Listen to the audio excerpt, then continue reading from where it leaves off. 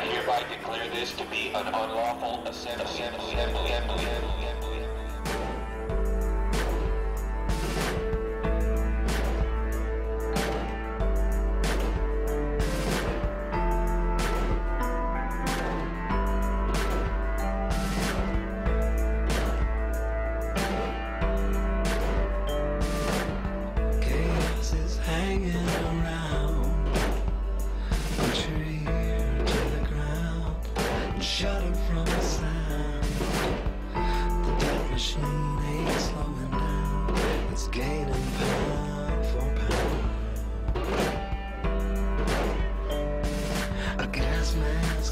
In the summer of rage, they're building mass graves within the states.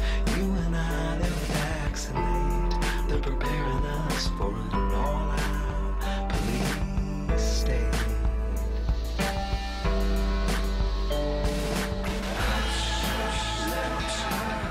Your world is going wild. Can't trust nothing but the love in your mama's eyes. Salvation's in your smile. Just wish I could be alive to see the whole river rise. Keep the shields up front if you can. Move the units down forward slowly. Tap the circle back.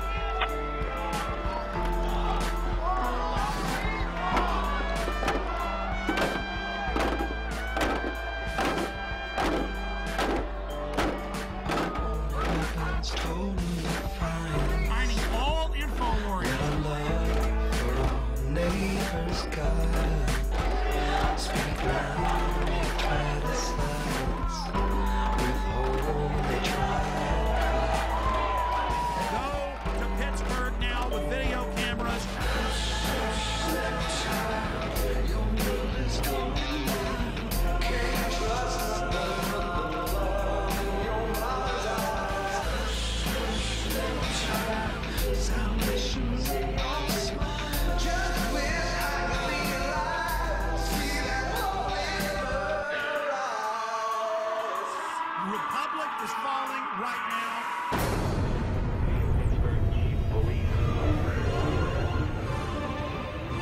World leaders arriving in Pittsburgh for the G20 summit are finding a city on lockdown. The next moment, my eardrums were blasting, and as that happened, I basically turned around, saw about 40 riot police assisted by military. They're closing in. Run! Get out! I told you! This is why police take us back! You must leave Missouri. This was the talk of the town in Hardin on Thursday. Mercedes decked out in the City of Hardin Police Department decals and driven by American Police Force members. We're not disclosing the name of our parent company. We know the guy that owns the company, but we've never seen this name before. Excuse me, you just dropped the bomb on us. This is Red Dawn. Foreign mercenary group admitted. Driving around doing police work with Hardin Police next to their American Police Force logos. This is insane.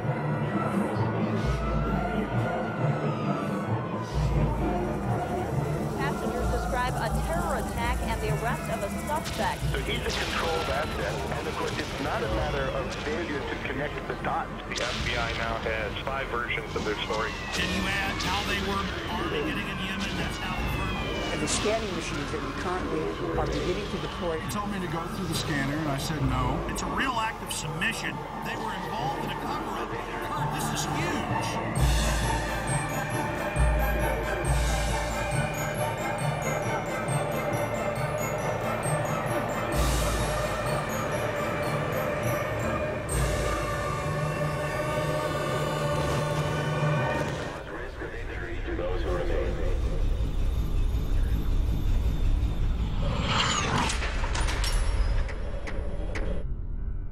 The Federal Emergency Management Agency coordinates the federal government's role in preparing for, preventing, mitigating the effects of, responding to, and recovering from all domestic disasters, whether natural or man-made, including acts of terror.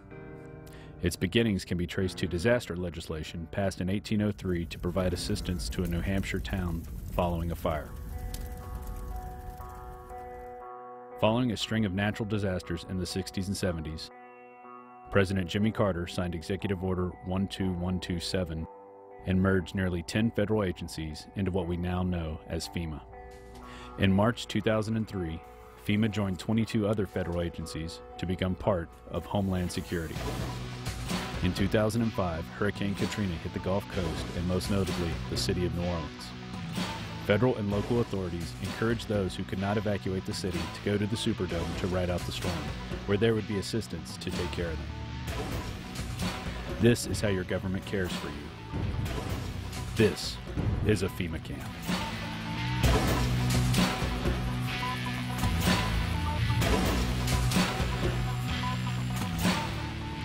And that's all we're hearing about are the people in New Orleans. Those are the only ones that we're seeing on television are the scumbags who were left in New Orleans or who decided to stay in New Orleans, and they're getting all of the attention.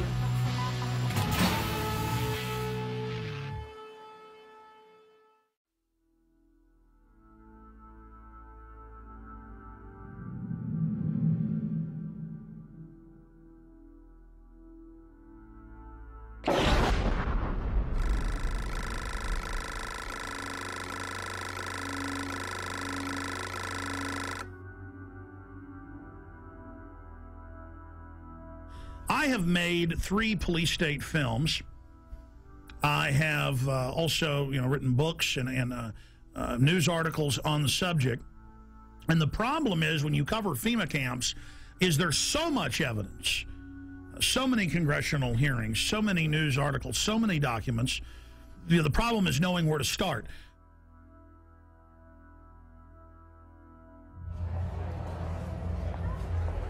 Executive orders.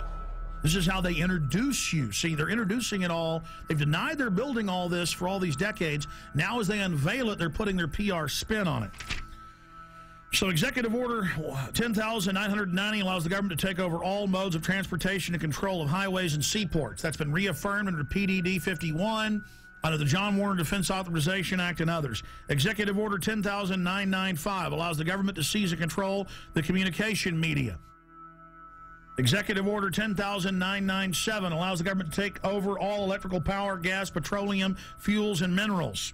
Executive Order 10,998 allows the government to seize all means of transportation, including personal cars, trucks, and vehicles of any kind, and total control over all highways, seaports, and waterways.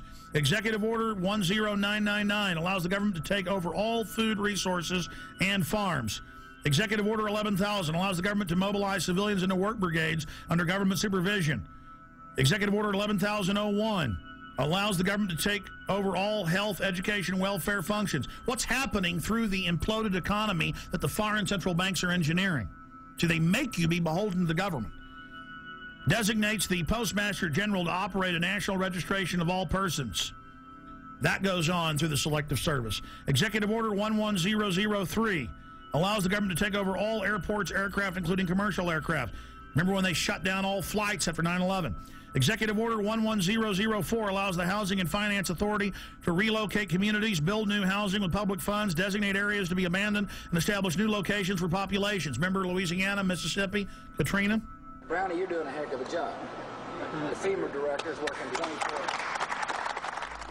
Executive Order 11005 allows the government to take over all railroads, inland waterways, and public storage facilities. Executive Order 11,051 specifies the responsibility of the Office of Emergency Planning and gives authorization to put all executive orders into effect in times of increased international tensions and economic or financial crises. Executive Order 11,310 grants authority to the Department of Justice to enforce the plans set out in executive orders, to institute industrial support, to establish judicial and legislative liaison, to control all aliens, to operate penal and correctional institutions, and to advise and assist the president. So that's your FEMA camps.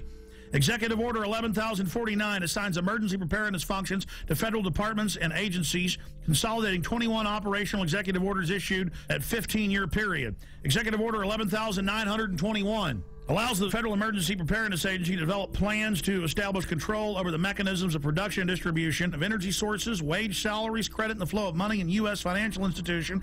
In any undefined national emergency, it also provides that when a state of emergency is declared by the President, Congress cannot review the action for 6 months. PDD 51 says never.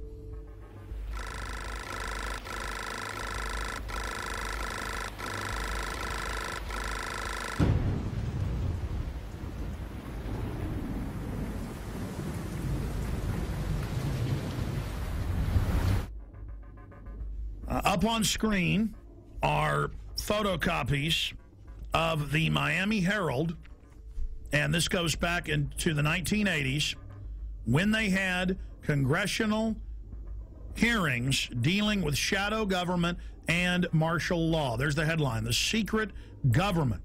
And it talks about secret summits, a plan to take over the government.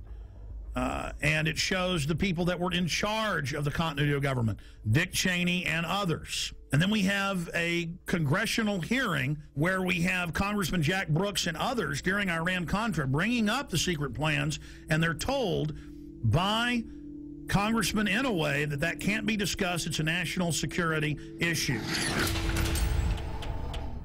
In the 1980s, the concentration camp program got a big boost. Colonel North, in your work at the NSC, were you not assigned at one time to work on plans for the continuity of government in the event of a major disaster? Mr. Chairman. I believe that question touches upon a highly sensitive and classified area, so may I request that you not touch upon that, sir.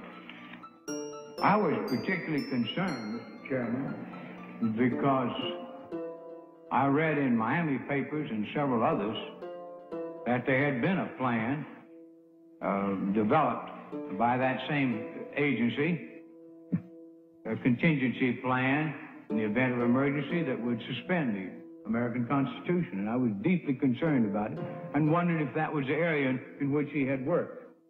I believe that it was. May I most respectfully request that that matter not be touched upon at this stage.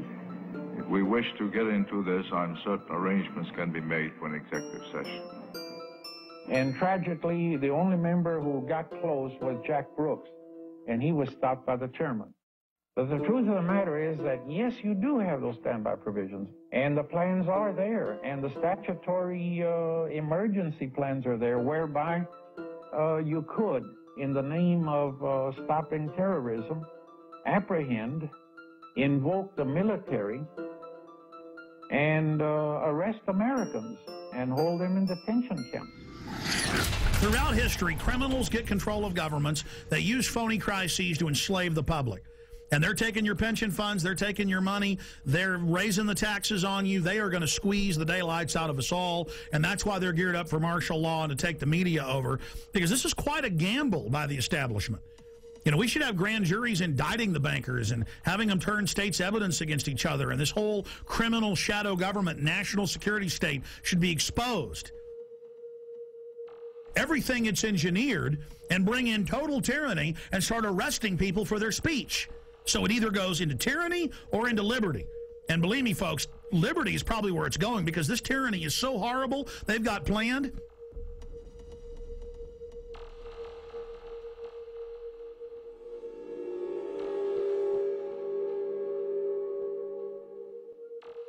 Let's go ahead and go to Congressman a year and a half ago on the Homeland Security Board wanting to know about PDD 51. Now, this fight went on for a year. The cover sheet of Presidential Decision Directive 51 stated the president's a dictator. Congress has no power during any emergency, including economic. So now Congress isn't involved in continuity of government when Congress is co-equal to the president and the courts. In fact, the Founding Fathers said Congress was above the courts and the president, but then later courts said, no, they're equal. Now they're saying they're not. Okay?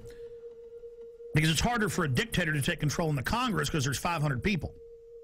Separation of powers. The president is where your main dictator will come from, so it's the weakest. It follows the orders of Congress and then executes those orders. But then the chairman of the Homeland Security Committee said, I am co-equal with the president in national security. Let me see PDD 51. And they were told no. But the cover sheet alone states the president's a dictator. Then we see last year PDD 51 being executed, and members of Congress, Senator Inhofe and others, being told martial law will be declared if you don't hand total control and immunity over to the banks. And they followed orders and did it. So the martial law is now in place. And with that comes the FEMA camps. Will we get to that place? Not if we expose it. But we're already got our neck in the noose here. Is the executioner going to pull the lever? I don't know.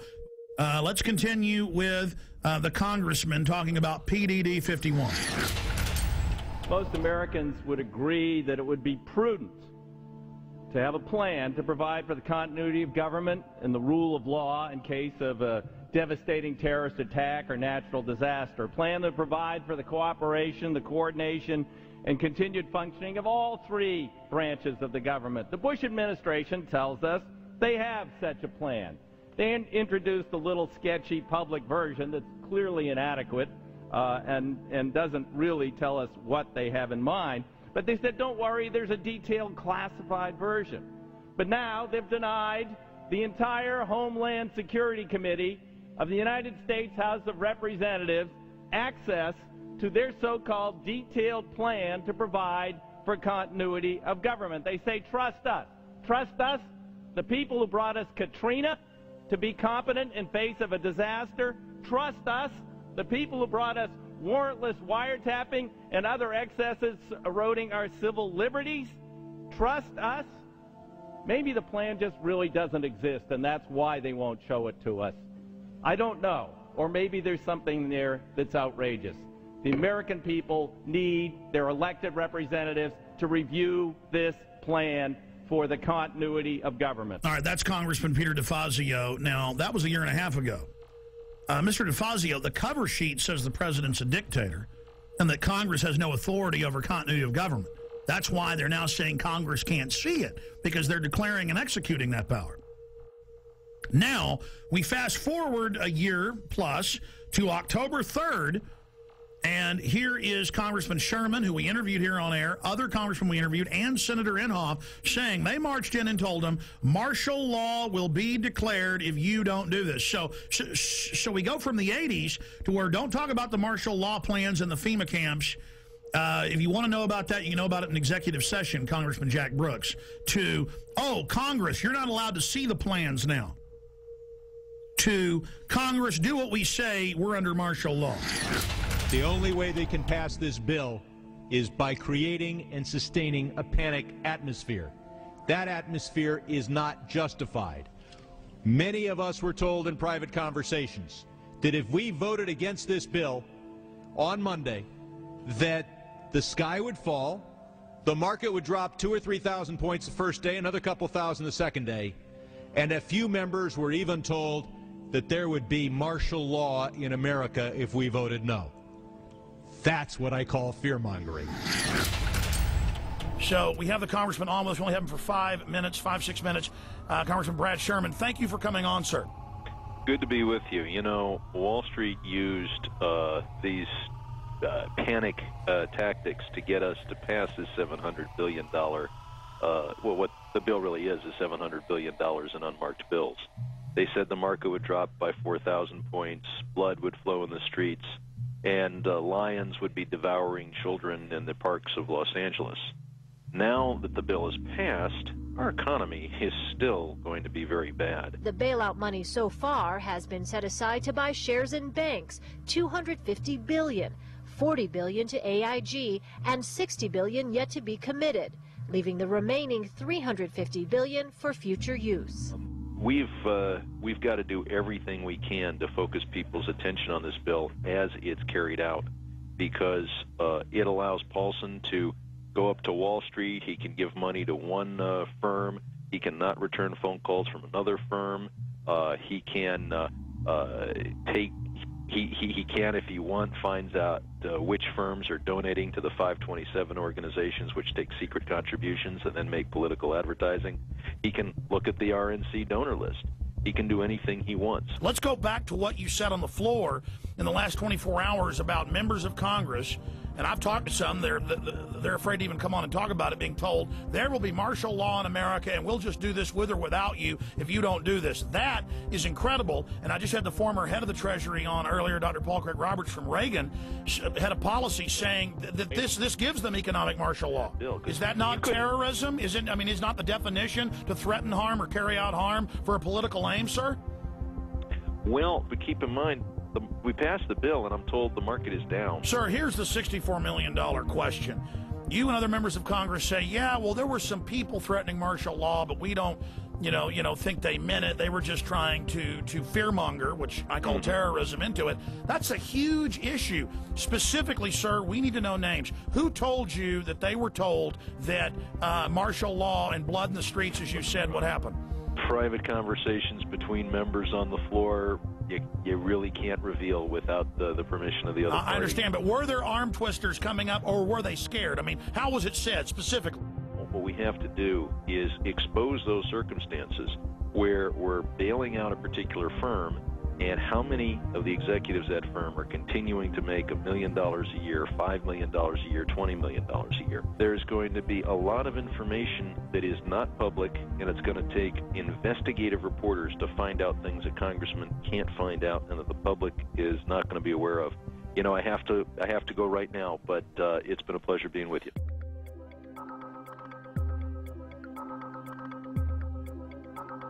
Somebody in D.C. was feeding you guys quite a story prior to the bailout, a story that if we didn't do this, we were going to see something on the scale of the Depression. There were people that were talking about, martial law being instituted, civil unrest, all this kind of stuff. Who was feeding you this information? That's Henry Paulson. We had a conference call early on. It was on a Friday, I think a week and a half before the vote on October 1st. So it would have been the middle, 19th of September, we had a conference call. In this conference call, and I guess there's no reason for me not to repeat what he said, but he painted this picture you just described. He said, this is serious. This is the most serious thing that we face. It's going to be far worse than the Great Depression of the 30s. And all these things, he was very descriptive of exactly what would happen if we didn't buy out these toxic assets, which he abandoned the day after he got the money.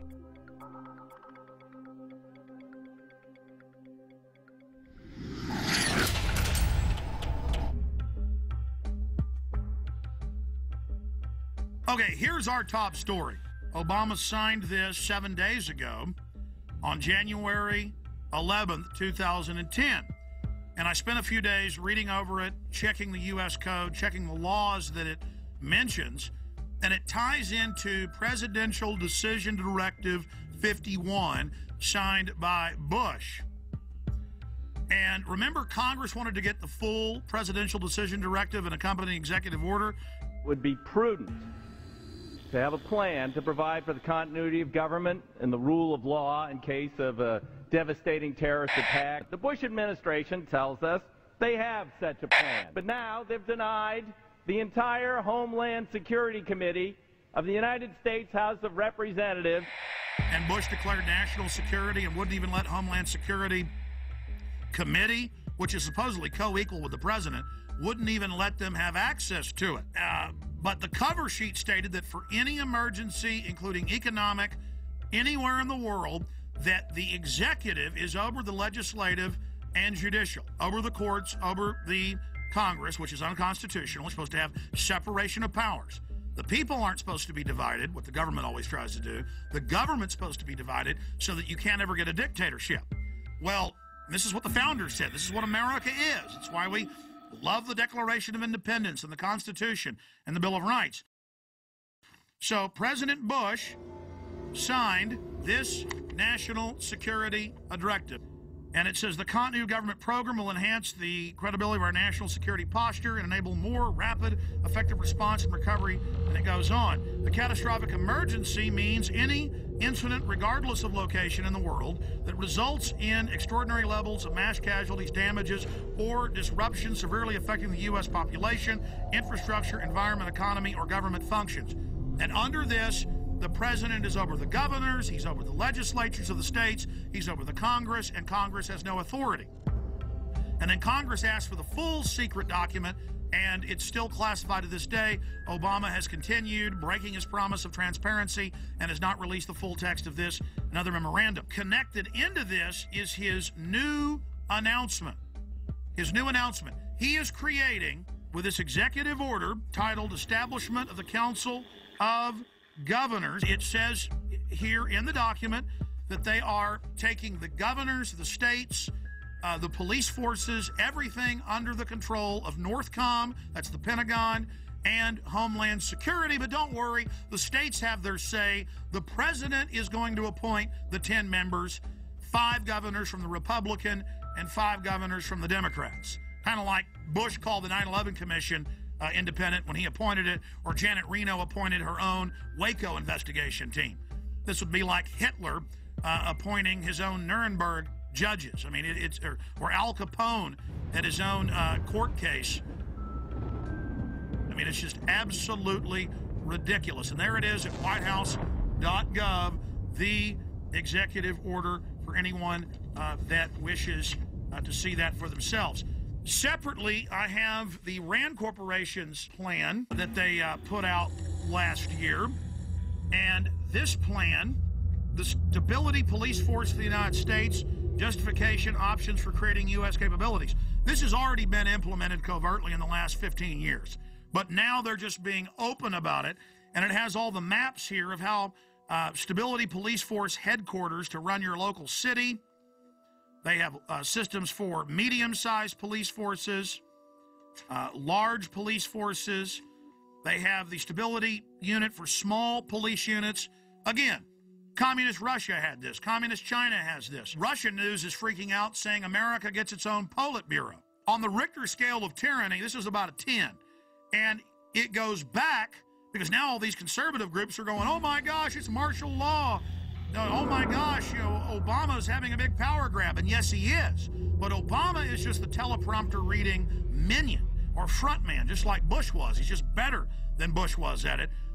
It is the system that's doing this. Big central banks threatened martial law in early October of 2008. Give the trillions, not 700 billion, but trillions of dollars. The overriding issue is we are under martial law right now.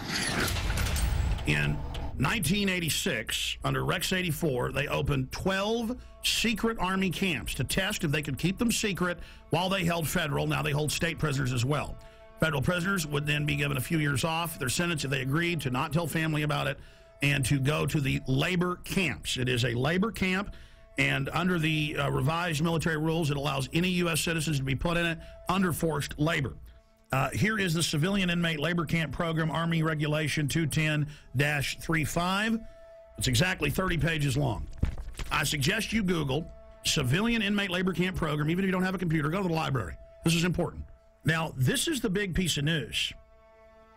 This is to establish setting up prison labor camps, negotiations with correctional systems representatives to establish prison camps, governing criteria, civilian inmate labor camps, policy statement, governing provisions for operating civilian inmate prison camps on Army installations, procedures for establishing a civilian inmate prison camp on Army installations, infrastructure, inter-service, interagency, and interdepartmental support agreements, working with local police at the FEMA camps.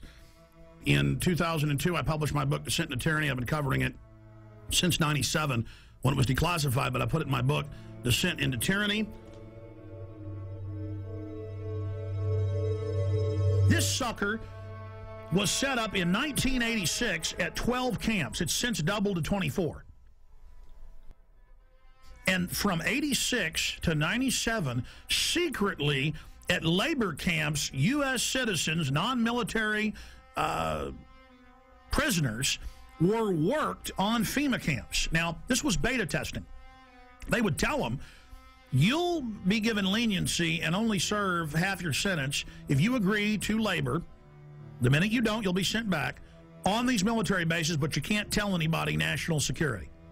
See, they were testing, can we keep camp secret from local police or get them to work with us? Can we keep camp secret from the media? So for 11 years, they kept this sucker secret. Reagan, Bush, Clinton. And then Clinton declassifies it and says it's a good thing in '97, and they double the number.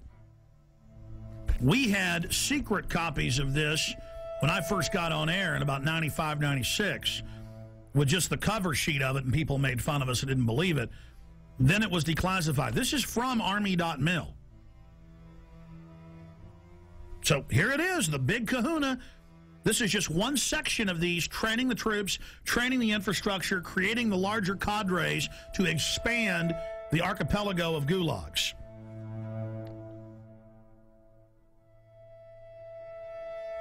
New legislation authorizes FEMA camps in the United States. And it says 6 major camps across the country with hundreds of sub-region camps. Now, if you watch my films and read the documents we put out, that's exactly what we said the camps are and how they operate, because we reverse engineered all this.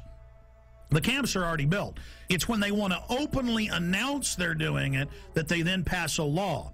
And they say, oh, all these shut down military bases that they've been keeping refurbished and putting barbed wire facing in and putting in showers and bunks, and we knew that those were to be the FEMA camps, because in the FEMA documents and the congressional leaks and from people that worked at the camps, we knew, and we would list the camps.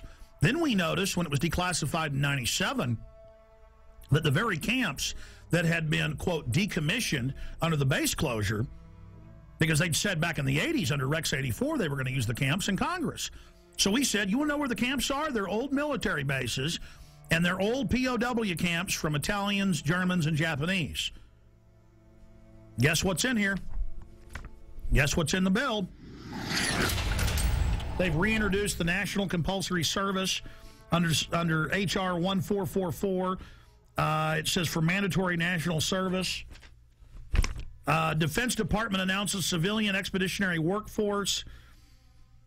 In Pentagon Directive 1404.10. It says management retains the authority to direct and assign civilian employees either voluntarily or involuntarily or on an unexpected basis to accomplish DOD mission. So see, they're saying they're going to create a 7 million man. That was in the New York Times. The Congress said. I kept saying 1 million because Obama said as big as our army, as big as the military. That'd be 1 million people. They say 7 million now, and that they're going to draft you into this, and they'll decide, no more draft boards, if you stay here or if you go overseas.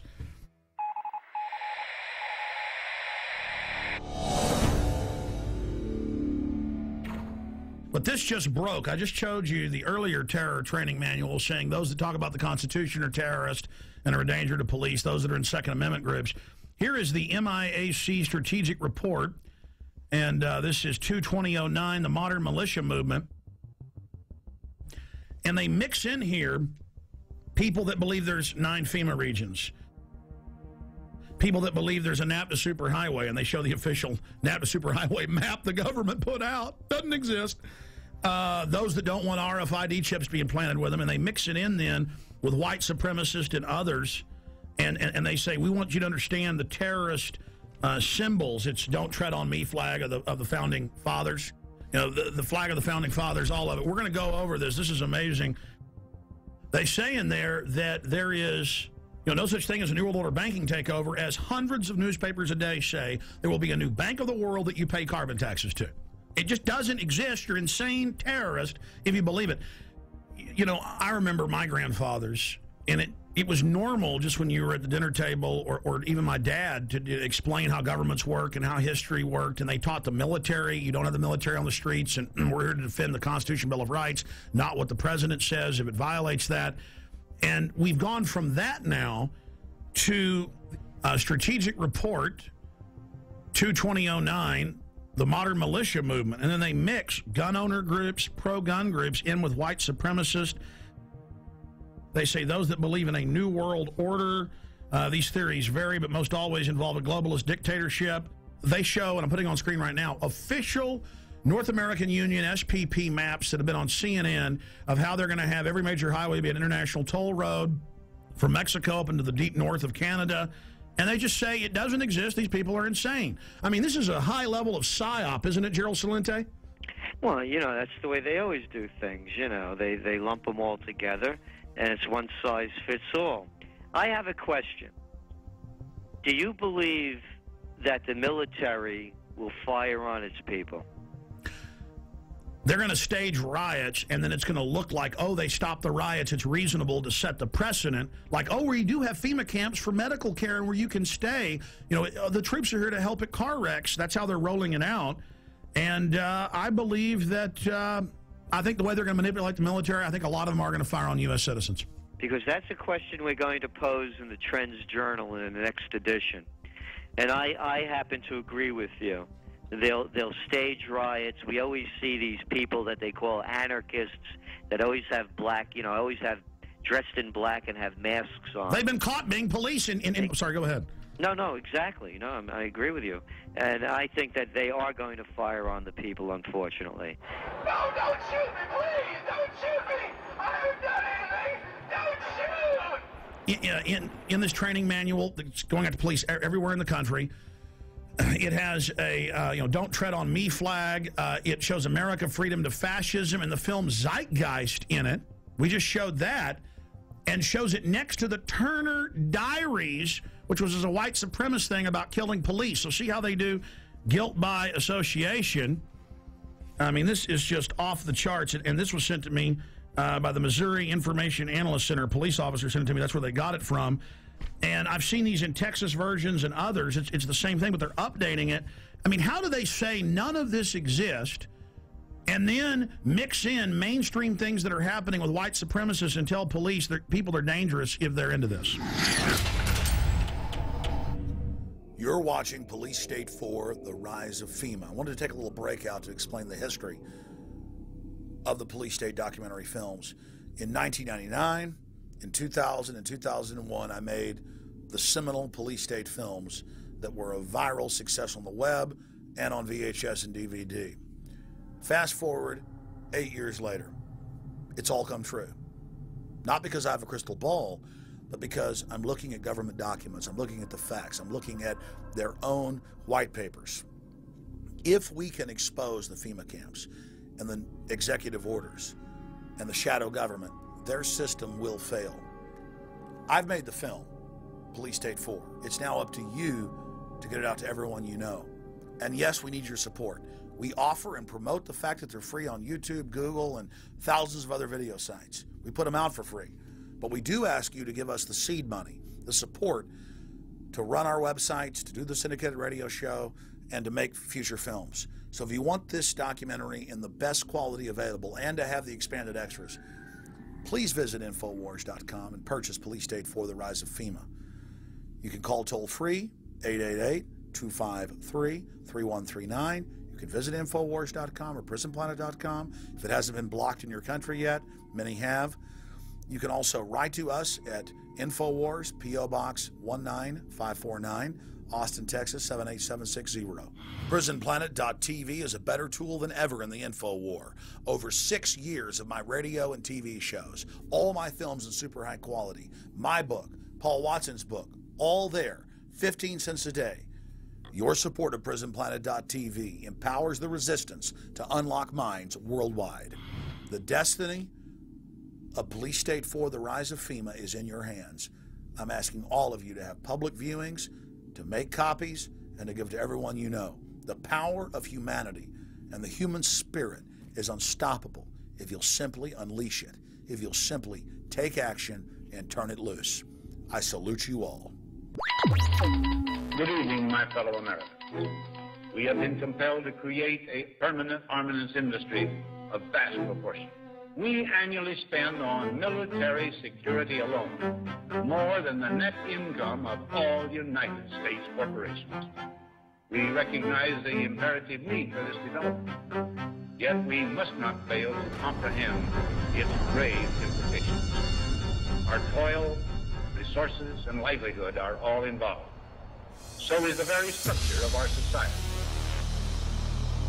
In the councils of government, we must guard against the acquisition of unwarranted influence, whether sought or unsought, by the military-industrial complex. The potential for the disastrous rise of misplaced power exists and will persist. We must never let the weight of this combination endanger our liberties or democratic processes.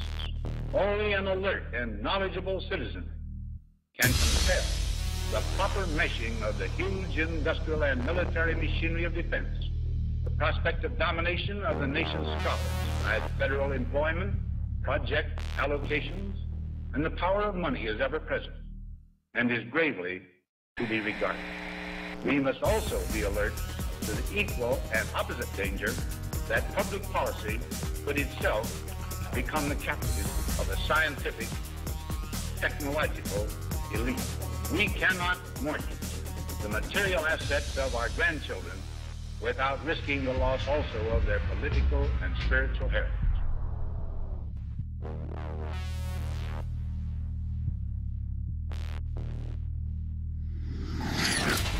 Well, I think terrorism is being practiced on the residents of the city of Oakland because many of the retired teachers, retired military people have informed me that they understand what's going on, and it's not anything that relates to humanitarian training whatsoever.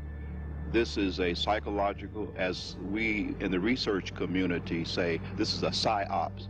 They're preparing people for what is coming, not what is being presented today. So you're saying they're preparing people to accept it with incrementalism? That is correct. Like the old frog example. You know, you put the frog in the water and you just gradually continue to raise the heat on the water until the frog is cooked.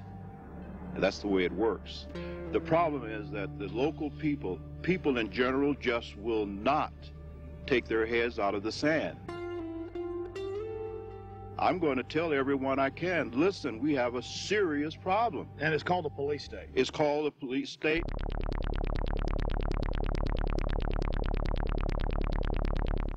Let's go ahead and get to this. I mean, you want to see, you know, what goes with FEMA camps like a horse and carriage. Troops, militarized police, training with the Army to take over your cities and towns. Let's go ahead and play this YouTube clip, Martial Law is Coming, from News 7 at 11. The scenario was a fake, but the pepper spray and billy clubs used to break up this riot were definitely real. Good evening, I'm Miranda Stevens. Whether it's terrorism, riots, or any major disaster, local agencies will be the first to respond. That's why Roanoke City wants its disaster training to be as real as possible. Jeremy Butterfield has more. It's supposed to look like a riot, and the scene at William Fleming High School had all the elements. I'm one of the rioters that the guard and the police force had to take down and arrest, and did very successfully. In this scenario, everyone has a role to play. The rioters were ready to fight back as Roanoke Police, Roanoke Fire, local National Guard troops, and members of the Virginia Defense Force secured perimeters and moved in to make the arrests. Prior to 9/11, these organizations couldn't communicate and did not work together. They worked to support each other, but not together. And with the recent events of the last 3 to 5 years, we've become very good at working together, which is very important. Of course, these weren't real rioters. The rebels in T-shirts were all members of one of the participating agencies, but you couldn't tell that during the exercise. If you weren't protected by an orange vest signifying you as an observer, you were in danger of being hit by eggs, bottles, billy clubs, or even the occasional well-placed round from a sniper. We try to make this very real, give a real feel to it. We had the fire department provided some live burning out here, so we had smoke, flames, objects being thrown, a lot of chaos. There's going to be a lot of chaos in a civil disturbance situation, and that's what we want to try to incorporate as much as possible. Teamwork plays a major role. Mountain Police had to coordinate with the fire department, while National Guard troops marched in formation toward the rioters. Without cooperation throughout all the agencies, the rioters would have quickly taken control. I think everybody learned a little bit. Mistakes are made, but we'd rather make those mistakes here than in a real situation. This was the 4th year the agencies have participated in this drill, and organizers say the old adage, practice makes perfect, certainly holds true in the face of disaster. And then, see, you talk about this, and mainstream writes articles about me like I'm crazy, making up troops and troop deployments when it's the Army Times, the Army War College, hundreds of newspapers have announced it, and then I say, hey, that's tyranny, and they go, shut up, Jones doesn't exist. InfoWars story on illegal Tennessee checkpoint prompts action by governor. Friday, listeners pointed out local news saying the Army was going to be out, regular Army running checkpoints, searching citizens with police. The governor got called, our listeners called. The Whiteville Police Department had plans to conduct a seatbelt checkpoint on Saturday, April 4th at Highway 64 within the city limits of Whiteville. The checkpoint was planned to be in conjunction with Homeland Security and the 251st Military Police in Bolivar. After learning about this, I contacted Representative Johnny Shaw, who represents that area, ask you about this. Representative Shaw, you looked into this, and can you tell me what you've learned and where this stands now? I can. Actually, this has been canceled. Some calls were made to the governor's office about this on earlier today, this Friday, and of course the governor just simply said, I don't need another headache. It was a bad idea in the first place. I mean, during this climate, in this day and time which we live, can you imagine the Army stopping you for a seatbelt check, We'll follow up with you on that, sir, and find out what steps are taken to protect, to see that something like this the public is notified in the future. Definitely we will, because the public should have been notified if it was going to happen, and I'm going to make sure that I call all of the local authorities and ask them not to do this anymore, but if they should even attempt to make sure that they contact people like myself and make sure that people are notified as to what is going to happen. Representative John Shaw just joins us for a few minutes, representative from Tennessee, District 80. Sir, thank you for coming on with us. Sure, you're welcome. Thank you for having me, Alex. You bet. Now, we played the clip earlier of you on a local news station talking about Army checkpoints. The governor found out, thanks to you and others, and canceled it. Can you just, in a nutshell, tell us exactly, specifically what was going on? Yes, I can. First of all, I have got to check. Now, I don't have concrete facts, but I don't think the military has, first of all, any jurisdiction to be checking seatbelts. When you look at the fact of a military unit being out, your daughter, my wife, or someone driving through a roadblock with all of these local officials, the Army and everybody out there, I think it's just going to scare people to death. I think our local and state officials have the staff when needed to check seatbelts, to do a seatbelt check without the Army getting involved. And I just don't think it's a good idea. Well, obviously, sir, I don't know if you've heard, but yes, it still violates posse comitatus. They haven't completely removed that 1878 law. We know in Mexico and communist China they have troops on the streets. This is a sign of a banana republic, of a third world police state, so that we don't want that. But the larger issue here is that they've announced Homeland Security wants to put 20,000 regular Army troops to patrol America. The Naval War College, the Army War College has said their new job will be engaging us, combat with the American people to stop an insurrection against the banks. So, A, are you aware of that? B, can you tell us specifically what units, why the Army was going to be out running checkpoints? Well, I got this news late on Friday, and when I got the news, I immediately jumped on it to try to call some local authorities that I knew first to see what was going on. And when I made the call, I found out at that point in time that the governor had already made the decision to cancel this, and which I was very proud of that.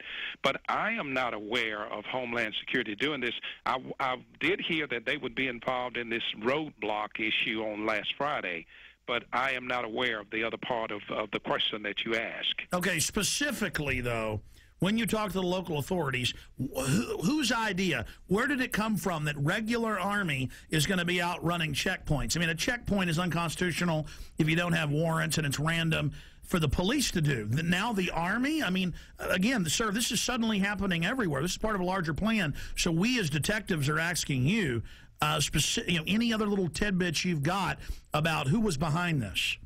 Well, and I don't know, Alex. I can't answer that question other than the fact that it was going to take place in a little area of my district in a town called Whiteville, Tennessee, which would lead me to believe or to assume that the chief of police there was the one who orchestrated this idea. Was the state involved? Not to my knowledge at all. Okay, so the governor had to say no. So this is what we always see. The Army then probably approached some locals as part of their covert acclimation program. And State Representative Johnny Shaw, we appreciate you speaking out against this. We appreciate the governor saying no to this. Can you, just in closing, speak to why you were concerned about it and against it? Well, again, I was concerned because I think in this economic climate, or in this climate that we are in, well, can you imagine your wife, your daughter, my wife or daughter, even son driving up to a checkpoint with Homeland Security, the military police, the state police, if they were involved, and then, of course, all of your local authorities, it's going to make someone think something bad has happened in the community, and I just don't think this is a good idea. I think it would have been a scare tactic that would have been hard for some of our citizens to get over, or maybe some of our senior citizens, and I'm totally against this kind of a tactic, and I'm going to do my best as a state representative to see that this does not happen again in my district and hopefully nowhere in the state of Tennessee.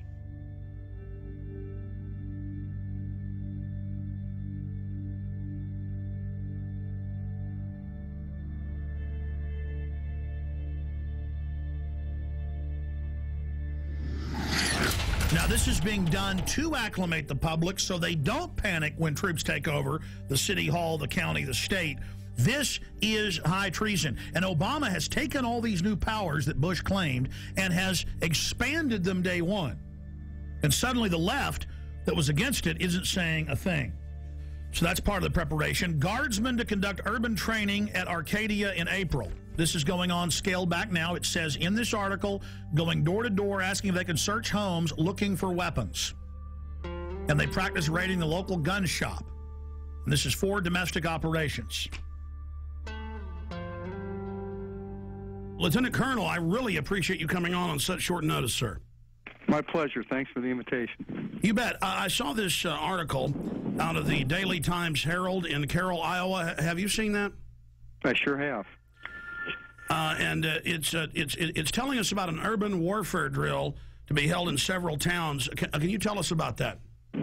Sure. It's actually a planned training event to provide our soldiers with greater proficiency at what we call cordon and search, which is a mission that, just for a little background, we've deployed nearly 13,000 members of the Iowa National Guard in the global war on terror. And the vast majority of those have been in Iraq and Afghanistan.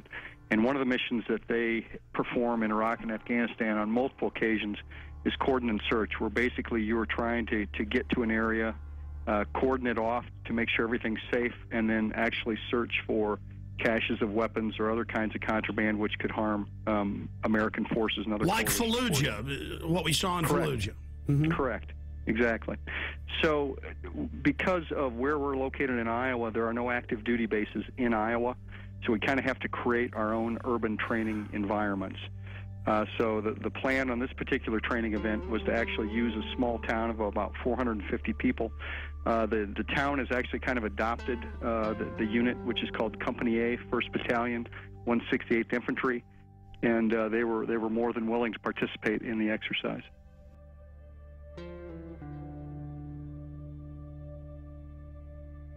Going through this article, I mean, explaining exactly what they're going to do door to door with the houses, what the checkpoints are going to be simulating. Sure. When you're talking about cordon and search operations, you've got several different rings of security that you've got to provide in a particular area.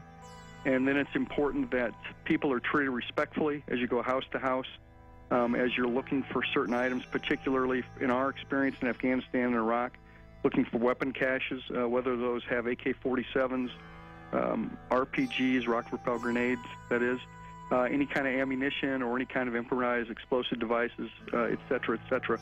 And our job, when we go on a cordon search, is to locate those kinds of items.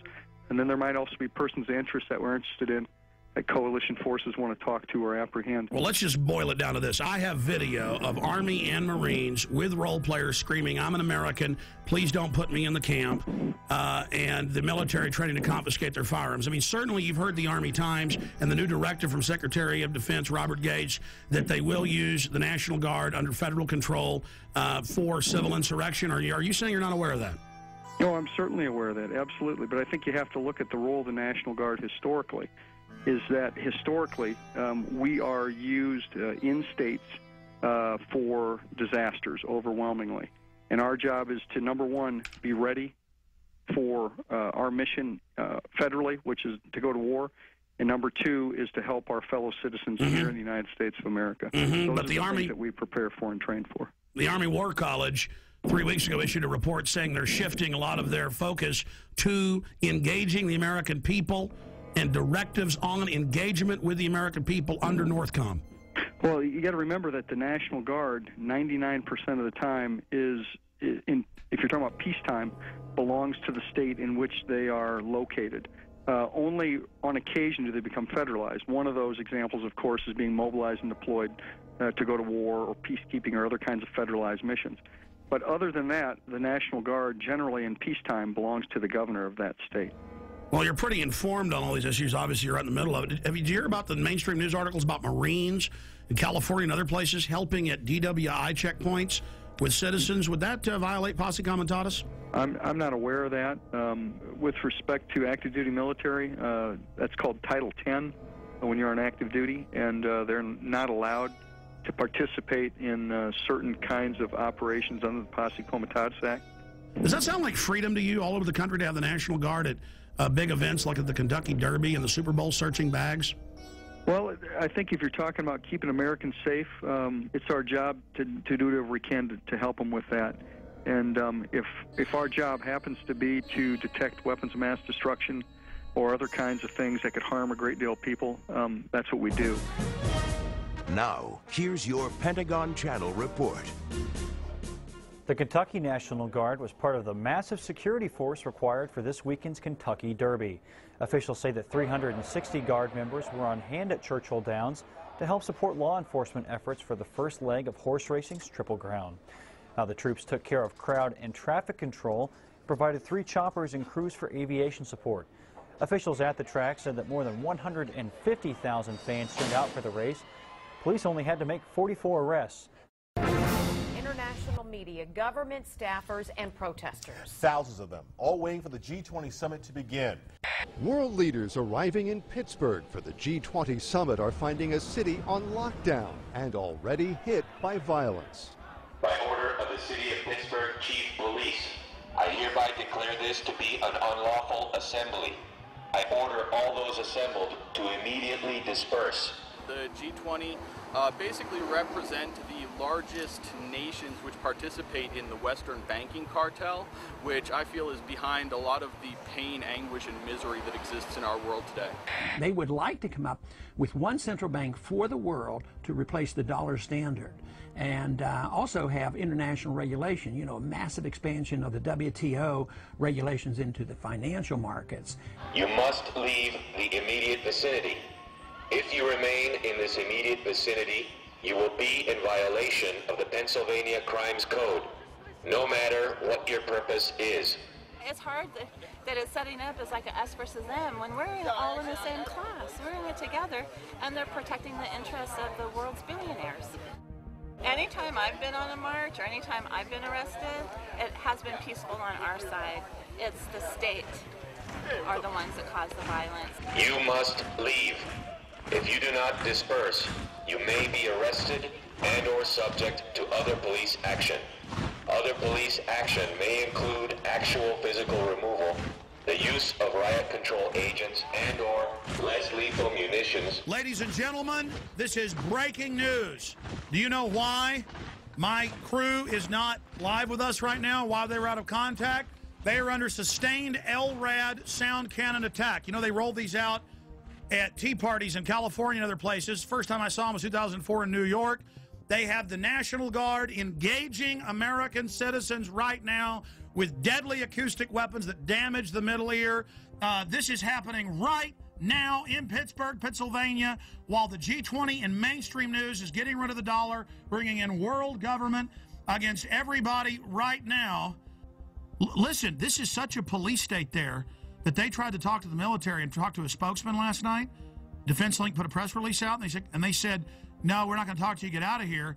Then they got their license number, had the police pose as Alamo rental car people from the county there, Allegheny County in Pennsylvania. They called them and said, oh, your car's got no brakes, bring it in.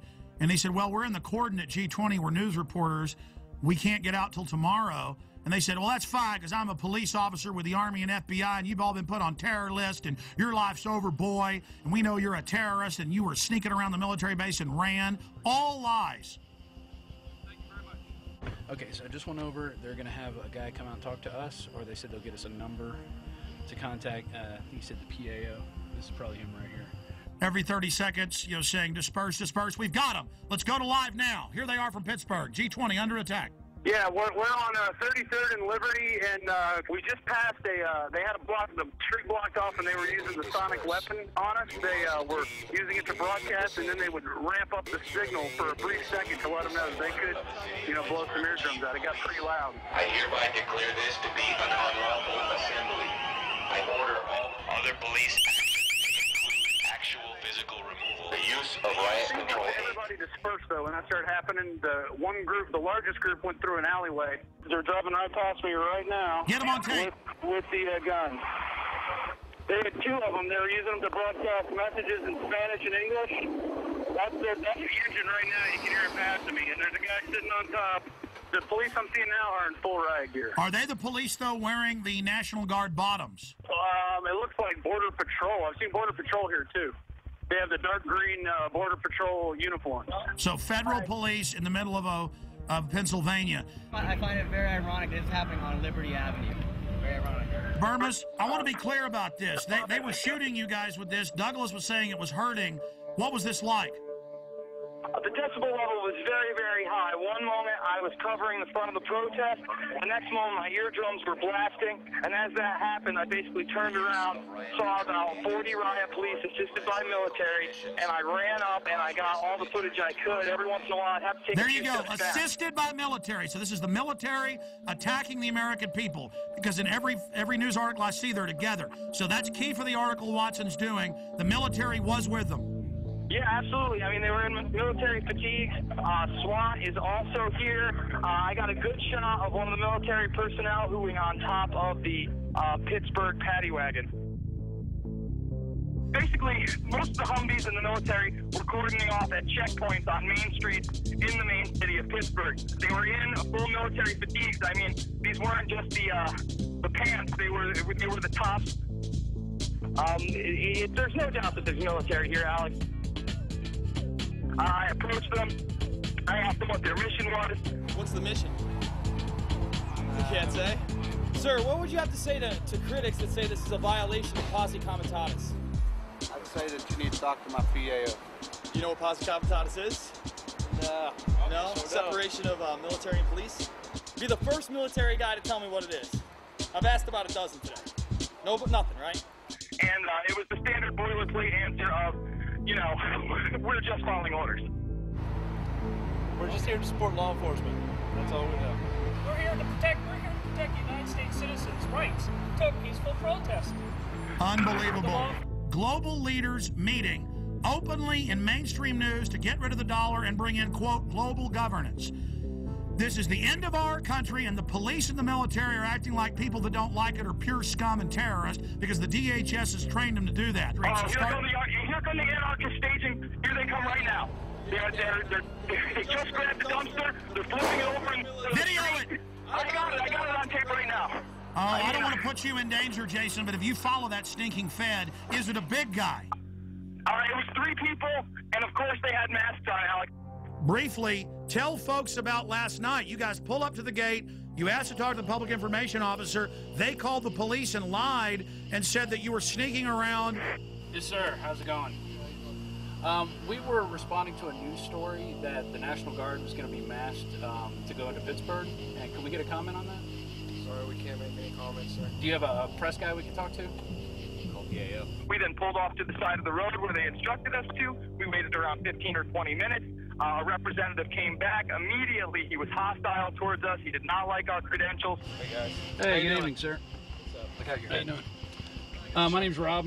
Okay. We're out of Austin, Texas, Channel 10. Okay, can I see your credentials? We tried to get as much information as we could. He refused to answer our questions. So then Rob asked him for his information and where we could contact him. Tomorrow, if we could get a word with him, he then gave it, and we left. Speech, freelance reporter? Yes, sir.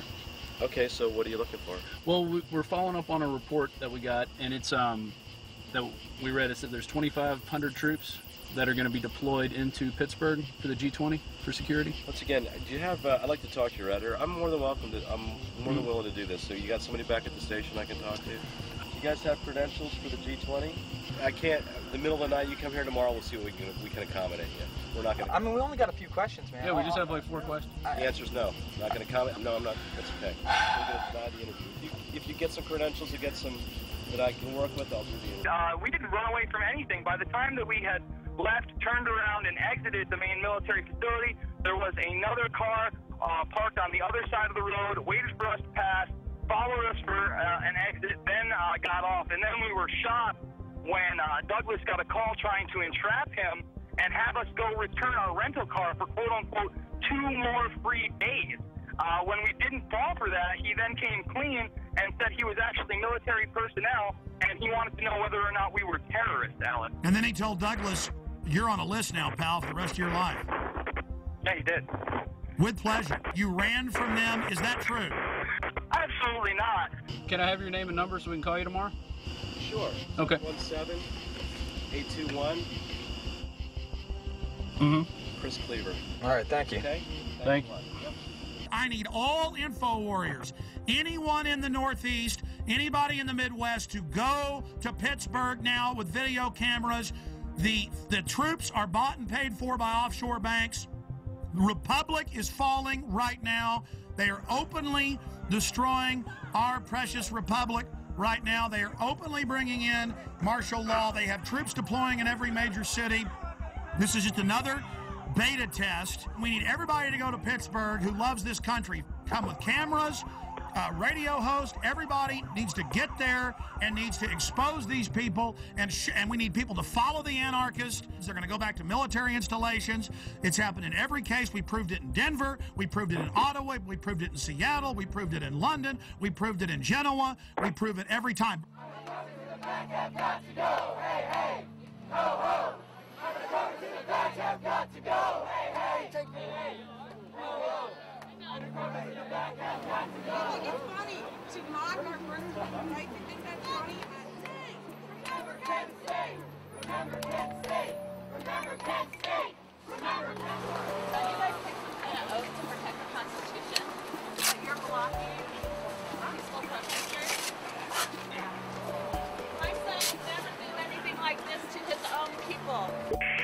Hey, Alex. Cindy, you've now been hit by the Army and police. This is like Kent State with sound weapons. This is huge news, and it's nowhere on TV. Cindy, tell us what happened. We're just trying to get to downtown so we can exercise our freedom of speech, Alex. And they're blocking peaceful protesters. We don't have any weapons. They're blocking us with the most disastrous, horrible weapons that they can think of. And so, yeah, it's just really awful down here. They have your LRAD. The LRAD was used in Iraq and Afghanistan against insurgents. You're now using these weapons against the American people. How do you feel about that? This is all about training you that you're not supposed to protest and demonstrate. That's why the police pose as anarchists in every case. They've been caught over and over again. This is how the Republic falls, with the stormtroopers in the streets and the world leaders coming to our country to sell it out and the mainstream news reporting it. You guys are hurting your own people. I order all those assembled to immediately disperse.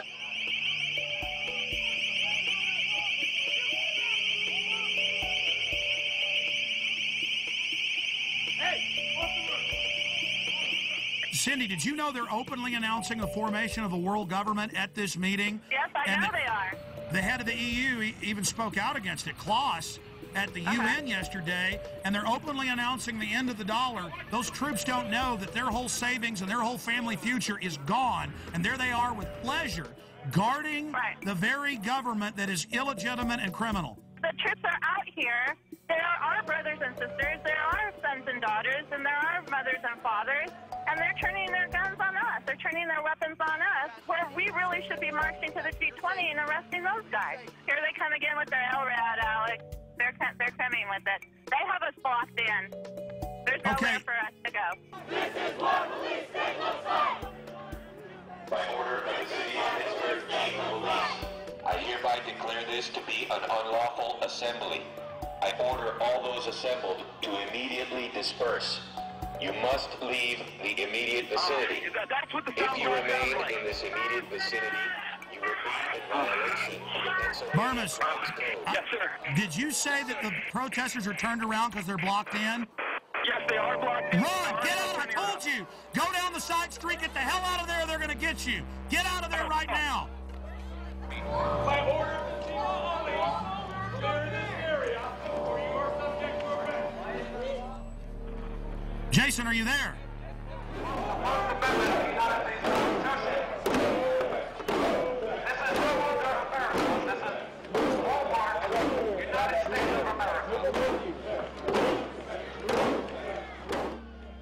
Amazing to have Burmis and Cindy Sheehan and all these people together. They're standing against tyranny. She lost her son.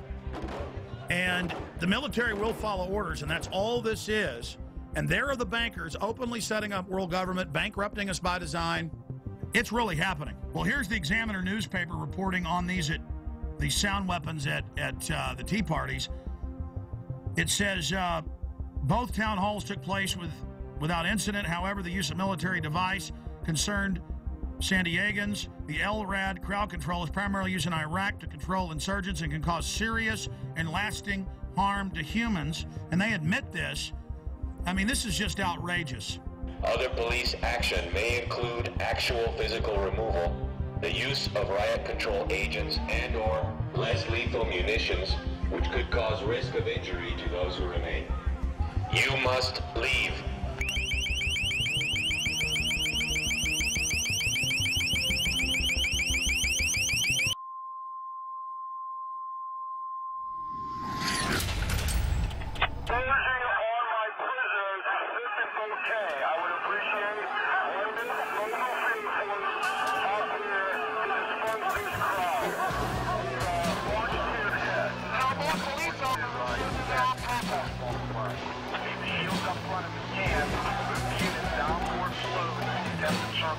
We have youth coming up through the park.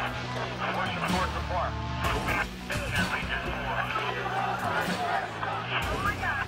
This is how we're going to push them. After we get the encirclement, we're going to push them down forward back towards Chemley Drive Extension. Leave Chemley Drive Extension open so we continue to push. Then we'll establish a skirmish line along Chemley Drive Extension.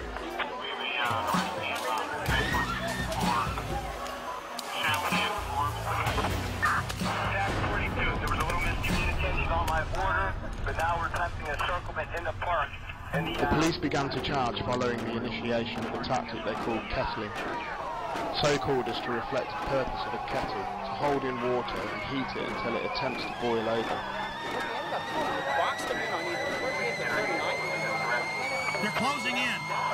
Get out of there. They're going to arrest everybody. And the police, he said, at the last thing were coming from 3 ways, blocking them in.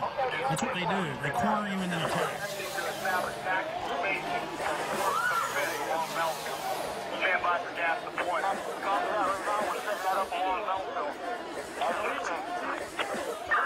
Any units we have 5th Avenue covered. Unit 30, I'd like to express my professional regard to everyone who did an excellent job down here in all the operations G20.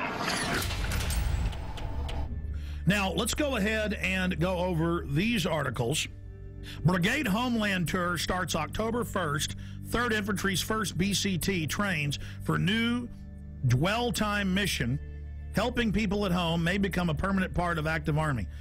And then you read this, the Washington Post reported it, everybody else did. It says, for riot control and civil unrest during a collapse of society. Then the Army War College came out a month later and said, yes, we're preparing to engage the American people. So there's that going on. So they have to have troops to take you to the FEMA camps. Washington Post, 20,000 more U.S. troops to be deployed for domestic security. They then expanded and said it won't be 4,000 troops, it'll be 20,000. Now they're saying, oh, it'll be 40,000 regular Army troops. The very troops that were in Baghdad doing gun confiscation, the very best troops they've got. Here's another one. Marines admit security force to operate inside U.S. This directly from the Marine Corps' own website. And they did it with role players, practicing confiscating people's guns. Here's another one. Unit learns skills to fight different enemy. And this is out of the American Force Press Service. See, this is all part of acclimation. And then in a 4-state area, in the Midwest a few months ago, there was a report about the Army suddenly locking down parts of cities and doing, and then the disgraced Governor Blagojevich announced about 5 months ago, before he had that big scandal, and we played the newscast here where he said we're going to have the Army go door to door confiscating guns in Illinois. And then we have the first time the Army got called into New Orleans, going to the high and dry areas with the police and FBI. All the weapons will be taken. No one will be allowed to be armed. And then putting people in handcuffs that had guns, taking their guns. Today in New Orleans, they got a lot tougher on the holdouts. Police department, anyone home? Not only the flooded areas, but New Orleans' driest and wealthiest neighborhoods, too. Police department! The police and National Guard going street by street, house to house. We need to make sure, too, that whenever we knock on doors, people refuse to leave. We need to make note, call it in. They say there are no orders to use force, just strong persuasion, sometimes entering open houses with guns drawn, and instructions to disarm anyone inside. You say guns will be taken? No one will be able to be armed. We will take all weapons. That happened today in this wealthy neighborhood where homeowners had armed themselves to protect their mansions. Residents were handcuffed on the ground.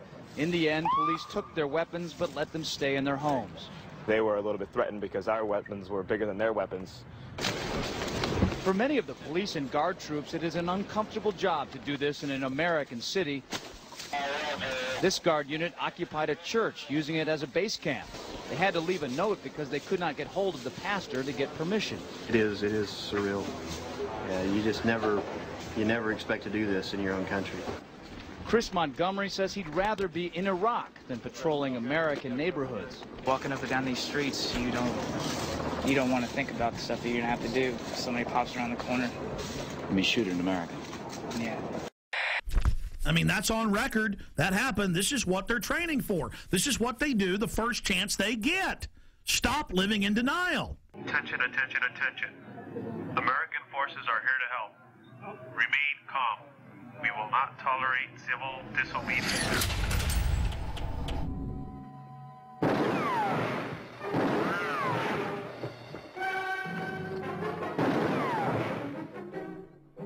Throw the gun away, Mr. Randall. Go on, throw it. No tricks, mister.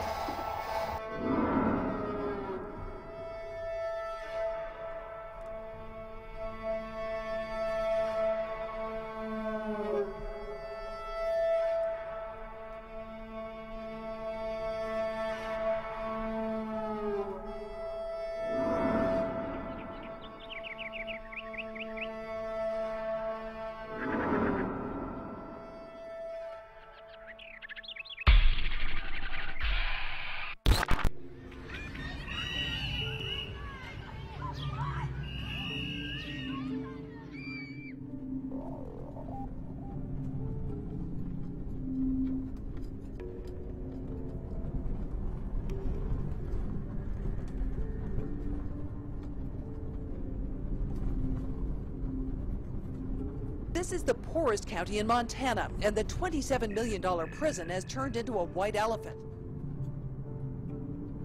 Because there are no prisoners, Glenn and Ray Perkins got laid off after moving to Hardin to take guard jobs.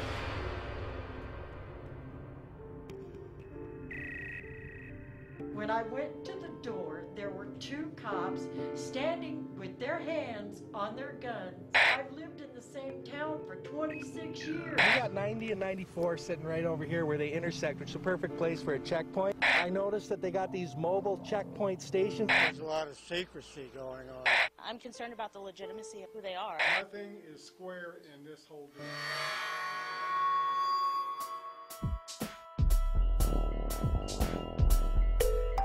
I cannot let my grandchild grow up in this kind of thing.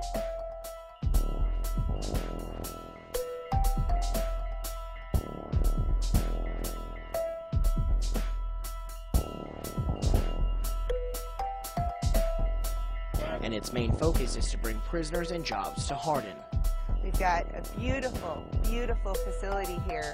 Becky, it's time to get straight with us now. We need to know these things. I think the people of Hardin need to know this.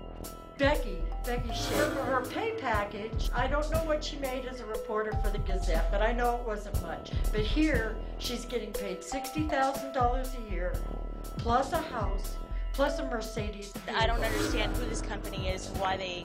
Follow the money. Where were they 2 years ago? Follow the money. That's all I have to say. Where were they before the ground broke? Follow the money. And its main focus is to bring prisoners and jobs to You think it's Hardin. mysterious at all?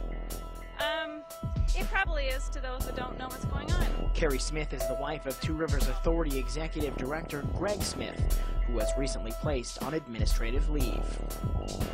Well, members of the American Police Force showed up in Hardin yesterday, driving vehicles with Hardin Police written on them. As Color 8's Nick Law reports, it created quite a stir, especially because Hardin doesn't have a city police department. This was the talk of the town in Hardin on Thursday. Mercedes decked out in the City of Hardin Police Department decals and driven by American Police Force members. Two Rivers Authority officials say having APF patrol the streets was never part of their agenda.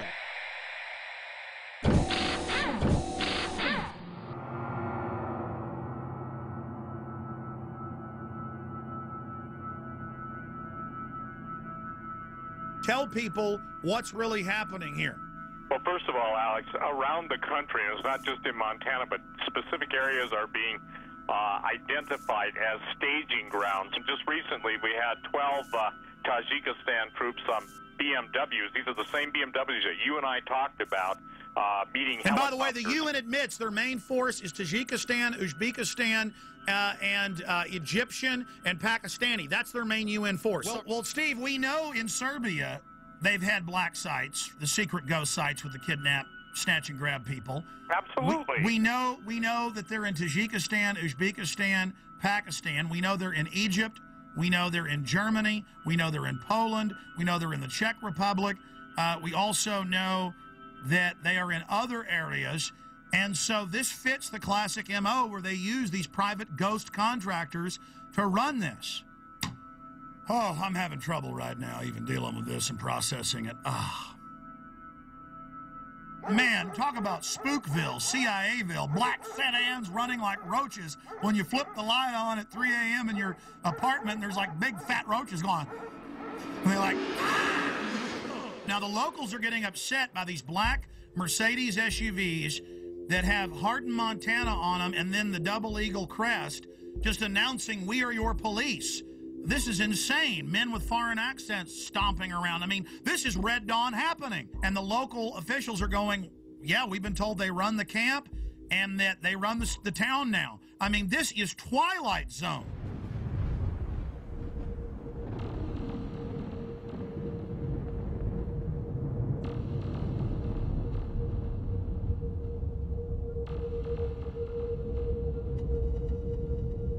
We're going to go to phone calls here in just a moment. Let's talk to Diane in Montana. Diane in Montana, where this is going on. But as Steve said, it's happening everywhere.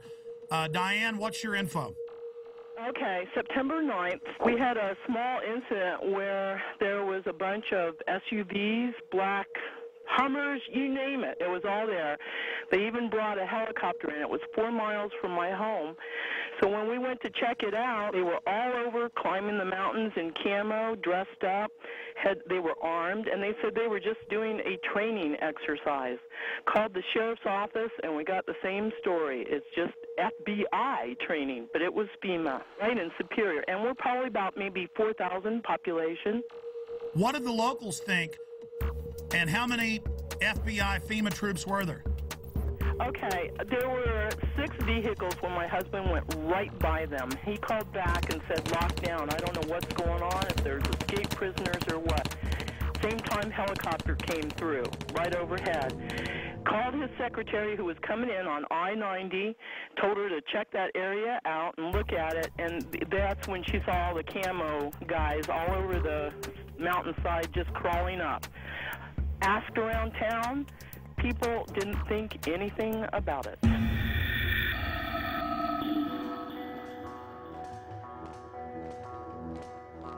We now go live to Alex Jones on the ground in Hardin, Montana. Alex? Okay, we just got a tour from Becky Shea, the former Billings Gazette reporter that's now the PR spokesperson for this facility for American Police Force. She admitted that it'll be a foreign paramilitary mercenary training facility. She admitted that it's going to be a detention facility. The point is this is just off the charts. They're now doing massive damage control. They're about to give us a tour of the outside of the facility. I just got a tour of only one wing of this gigantic $27 million facility. They would not let us into most of the areas. Just while I was in some of the offices, I saw blueprints, I saw documents. I'm just going to leave it at that. But this story is definitely the mother lode. This is definitely a black site / ghost site in the United States. They plan to have this be a ghost site, but locals blew the whistle. They were definitely going to try to become the police through the Two Rivers Authority, basically taking over the town of Hardin. This individual is tied in with high-powered Serb operatives. His dad is some type of high-ranking Serb, Chatar, but he won't give anybody else his name.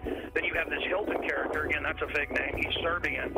There are German troops here, German paramilitaries, British paramilitaries, but they're keeping back from us deeper in the facility. Yes, I am in one of the black Mercedes-Benz SUVs inside the detention center. Becky is going to be, I'm going to be using the phone as a microphone so she can give us a live report. Becky, what about Blackwater connections? We've been hearing a lot about that, and the company in several places has bragged that they have Blackwater connections. I've heard so many names that it's just absolutely phenomenal to me. We're not disclosing the name of our parent company, and that's it. We're not disclosing the name of our parent company.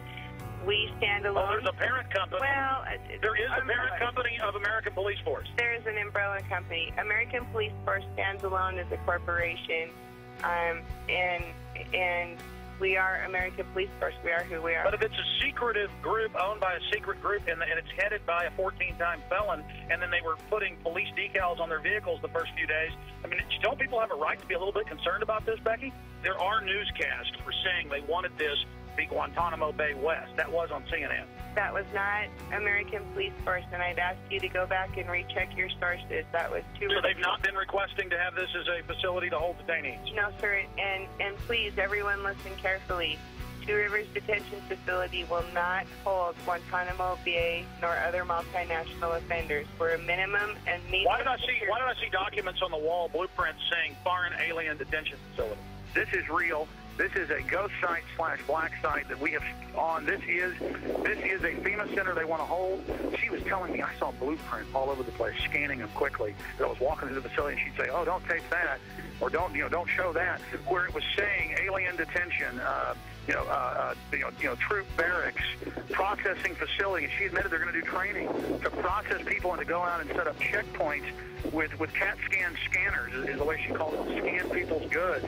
So this is a huge processing center. I don't think she even knows everything. She seems pretty freaked out. She gets hired and finds out all this. And we went and interviewed bed and breakfasts, because there's hardly any hotels here. At two of the places, they said, oh, absolutely. Germans, Czechs, Brits, a lot of Serbs, really hardcore-looking people, won't pay in cash, act really suspicious. They've been here for a year. I mean, this is insane, what we're dealing with up here. And they're just trying to act like it's all fine. We're not going to tell you our parent company. Everything's fine. Everything's wonderful. I mean, this is bizarro land. Well, court records from Orange County, California indicate Michael Hilton has a lengthy criminal past, including a 6-year prison sentence for a dozen counts of grand theft and other charges. And we learned just yesterday there's a warrant out for Hilton's arrest in Wyoming. American Police Force pulls out of contract negotiations with Two Rivers Authority. All right, Sarah Gravely joins us now live from the newsroom to tell us more about the latest development in this story. Sarah? Hey, Greg, Kathy. APF spokeswoman Becky Shea says it was a company decision to pull out. She says they learned things about the facility that made them lose interest in the deal.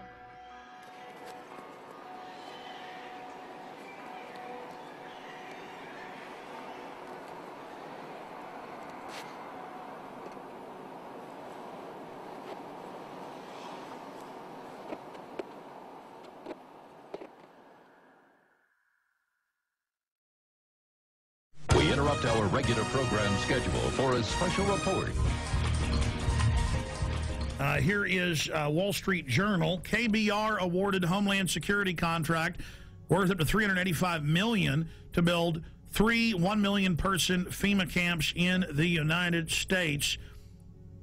It says the ICE detention and removal operations program can be used for illegal aliens and for U.S. citizens and for other emergencies. Here's the New York Times.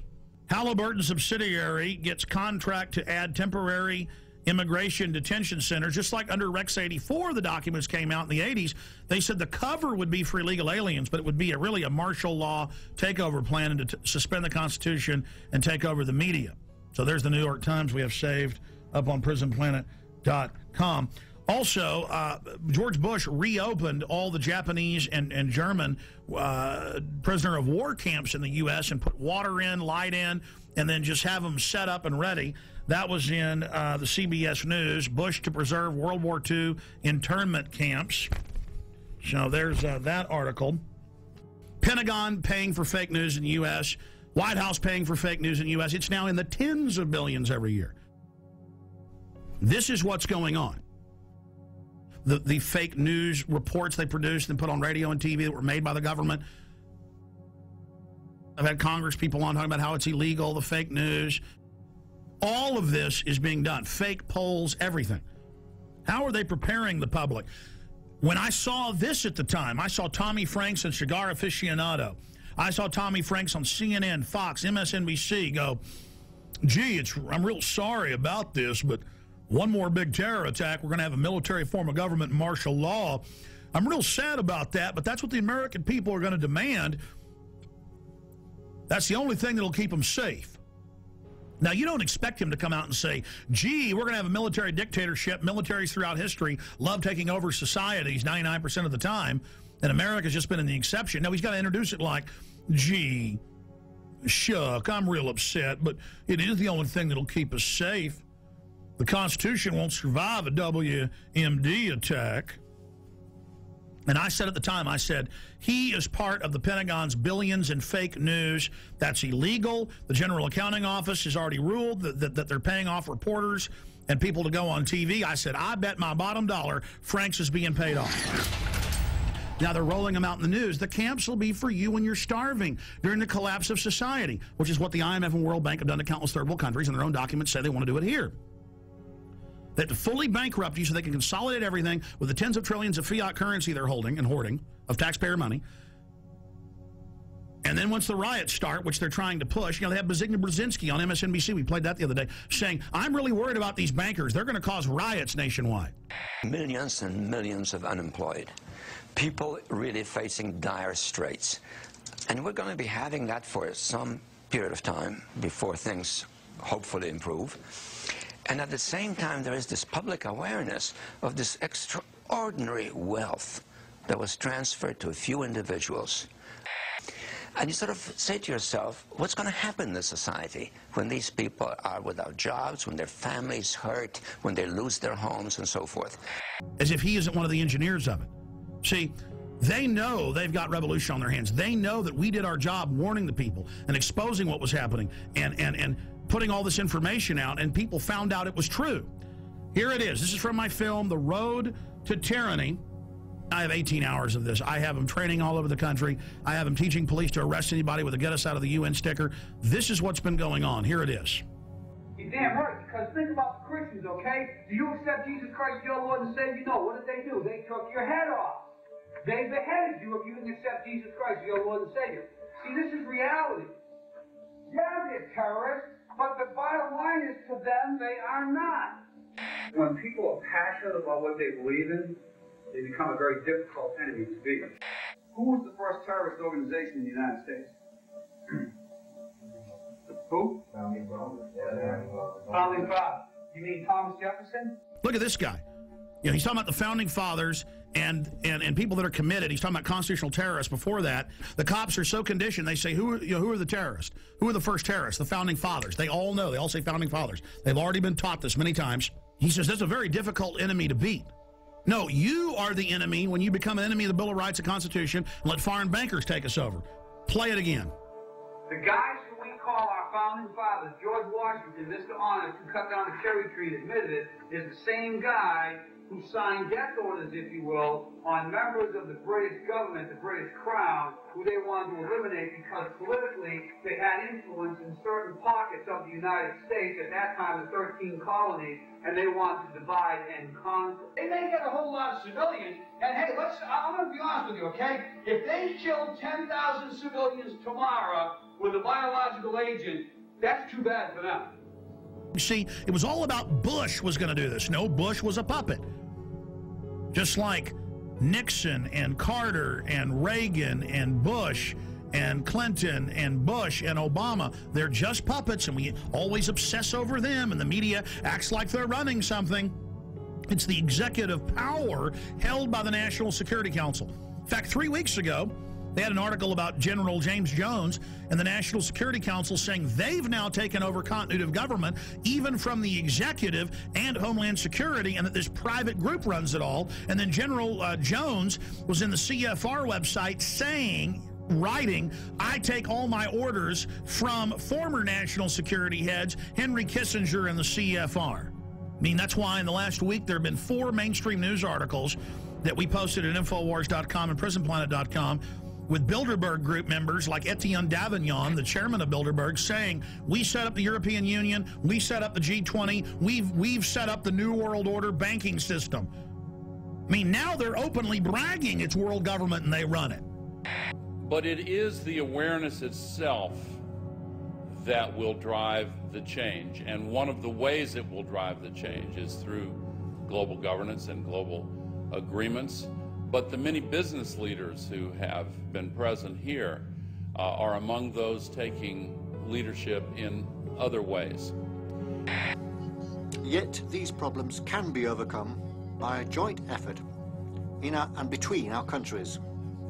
2009 is also the first year of global governance, with the establishment of the G20 in the middle of the financial crisis. The climate conference in Copenhagen is another step towards the global management of our planet. This is collective action, people working together at their best. I think a new world order is emerging, and with it the foundations of a new and progressive era of international cooperation. And then if I dare talk about it, they go, oh, shut up, Jones. You crazy nut, none of that exists. And if you talk about it, you're going to cause violence. Just give in to the New World Order, roll over to it, hand your guns in. Let's start with the airport adventures, which they now admit are going nationwide with the Viper teams at bus stops, train stops, the streets, shopping malls, random vans, sending you through body scanners, biometrically scanning 360 your naked body. Now, I've seen more in-depth images by the actual companies where they can zoom in on pores. Okay, so they're showing you a low-res image, but totally naked, your family, it's child porn, they don't care. Now, if you take a picture of your 2-year-old daughter in diapers, and this made ABC News and CNN, the children's bottoms weren't even seen, but because the children had towels around them hugging. That was a 3-year-old and 2-year-old. They were arrested. Their children were taken. So that's things that aren't bad are called bad. But then the government recording your naked wife, you, your children, and now they're going in at all major airports, 214, and people in Houston are being forced through them, but people are refusing and saying, no, you perverts, you're not going to do that. So Aaron Dykes and Rob Dew, back from 6 days of adventure with the police state in Canada and the U.S., tell us what happened. Well, I got hit up first. This was in D.C. flying to Detroit. You got long hair. You get pulled out every time. Some kind of Al Qaeda. But Aaron was already through security, and I walked through, and they go, oh, sir, can you step in here? And I said, so what's that? And they said, oh, this is our RFID scanner. And I said, no, I'm not going in there. And what do you mean? And I said, I'm not going in there. I said, I don't agree with that. And they said, oh, well, it's voluntary. I said, well, good, I'm not doing it. Yeah, but so that's like SeaWorld made you thumbprint at first. It was voluntary. Now it's mandatory. It's like dog training. Passengers describe a terror attack and the arrest of a suspect who tried to blow up a plane as it landed at Metro Airport. We heard a loud pop, then a bit of a smoke. Sounded first like a balloon being popped. All of a sudden heard some screams, and flight attendants ran up and down the aisles, and everything's crazy. People are screaming. There's fire on the plane. So there was a lady shouting back, and she was saying, things like, what are you doing? What are you doing? At that moment, I was sure I was going to die. And we're learning tonight more about the suspect. Let's get to Fox News' Andrea Isom. She begins our team coverage. She is live at Metropolitan Airport. Andrea? As the hours go on, you are right. We are learning more about the suspect, and quite frankly, the details are chilling. The man, the menace, 23-year-old Abdul Mudala of Nigeria. Mudala's despicable actions were all on al-Qaeda's behalf. Sources telling Fox News his instructions were to blow up the plane over U.S. soil. The intelligence community knew about Umar Farouk Abdulmutallab weeks ago and failed to spread word that would have put him on the no-fly list. The father of the suspect in the Christmas incident warned U.S. officials in Africa about his son's extremist views. That a report was prepared and it was sent on to the CIA in Langley, Virginia, CIA headquarters, but it was not disseminated to the wider intelligence community. Obviously, when you have a father coming in and talking to the embassy about a son who's radicalized, gives the embassy the passport number, the first thing you would think is a very fast effort to see if the person's got a visa and suspend the visa. One of the things you don't know about is the number of people that we have turned away because their name has been on the watch list or on the no-fly list. Only my mom could, but not me and my dad, because both me and my dad are on the watch list. Tough to believe, but 8 years later, we are still talking about connecting the dots and a failure to communicate. Call for immediate reviews on how this guy got on the plane and how he was able to get some explosives on the plane. So we got a while to go. This is a controlled patsy. Facts are facts. You can have your own opinions, but you can't have your own facts. And we have this same pattern that we've seen again and again.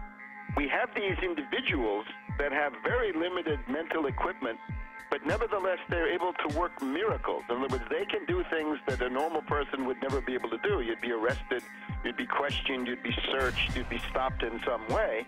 He gets out of countries, he's disheveled, looks like he's drugged, stumbling around. I mean, this is classic.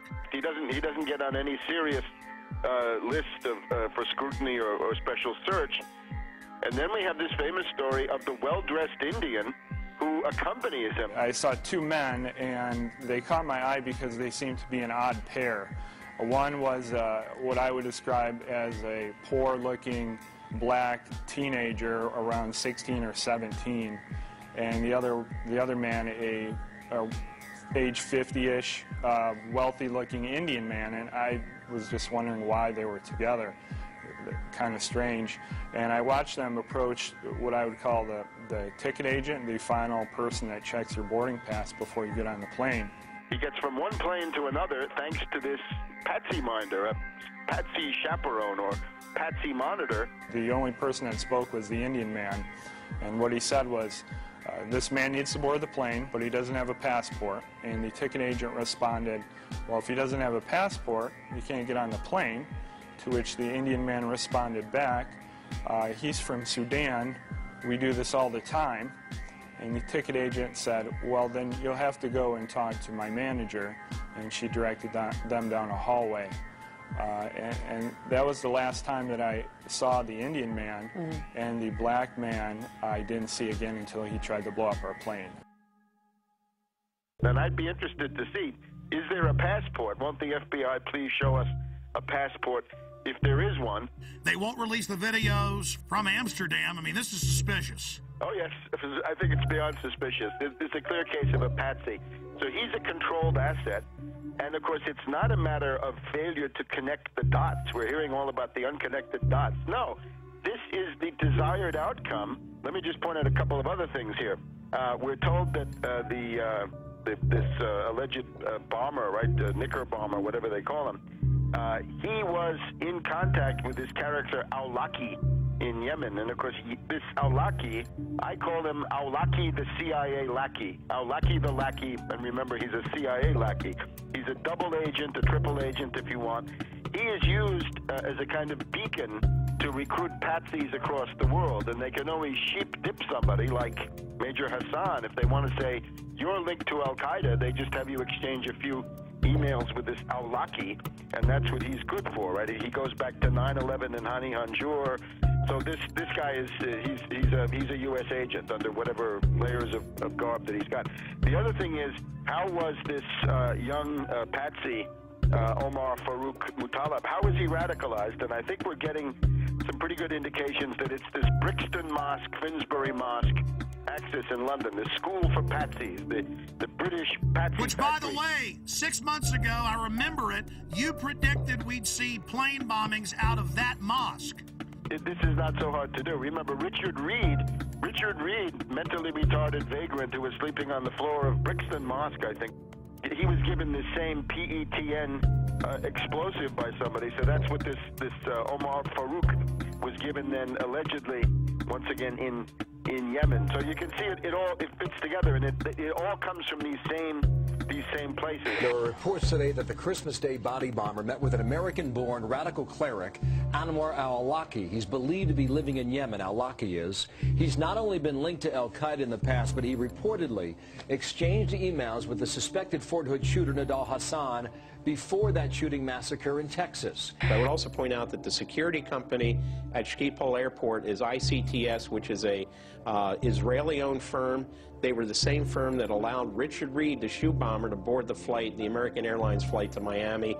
Same explosive material was found in his shoes as was found in Mr. Muttalib's underwear. They ignored the threats on purpose. Obviously, this, we had a lot of people sitting at home over the Christmas holidays, families gathered around a television set. Another terror attack, huge problems for travel now. When we talk about screenings at the airport and other protective mechanisms along the way, what should we be doing that clearly we're not? The scanning machines that we currently are beginning to deploy in the U.S. that would give us the ability to see what someone has concealed underneath their clothing. These body scanners are the key with, like, these different psychological syndromes where people serve the abuser. Yeah, because that's what you have to get in as to where this is going. It's not fun. It's degradation. It's the dehumanization of individual. So really, what they're telling you is not only do you not own your body, you own nothing. You don't even own the patents to your own genes. They're telling you you're a piece of property. What do they do when you first come into a prison? They strip you and do a medical exam to humiliate you. They hold you down in front of other prisoners and they laugh at you, make jokes about you. When Aaron went through, it was even worse because I was behind him. Yeah, I went through. He told me to go through the scanner, and I said no.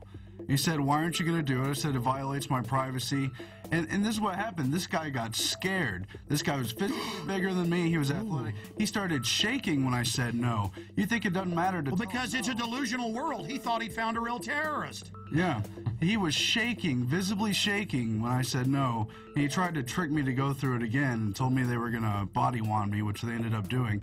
And then he tells me, oh, because I don't like it because it violates my Fourth Amendment, I read too much. Oh, you're one of those who reads too much. And you said he put his hands on you. Oh, yeah. Oh, yeah, he grabbed When I said no, like this. He started shaking. He didn't know what to do, and then his first flinch reaction was to grab my arm and try to pull me through the scanner. It was absolutely crazy, and you got women apologizing to the agents. I'm so sorry, I forgot my mascara and my lipstick. And the Fourth Amendment says if you're going to search, you're not only going to have a warrant, you're going to say specifically what you're looking for. But it's not specific. It's liquids, it's lipstick, it could be shoes, it could be... Breaking the will of the people. The real purpose of body scanners, and you scroll down, it shows the Nazis and others strip searching women in World War II. I'll tell you what I would do personally. I would just take photographs of all the mass graves of World War II and the Soviet Union, of all the naked bodies, and have big placards of that. And Genius! And saying, we're not going to end up like this. No, thank you. Great idea, pointing out that they always strip you down before they kill you. I mean, it's a real act of submission. Do you agree with me that this, telling everyone you will be naked body scanned, is a key point in our conditioning and we must resist it? Oh, absolutely, absolutely.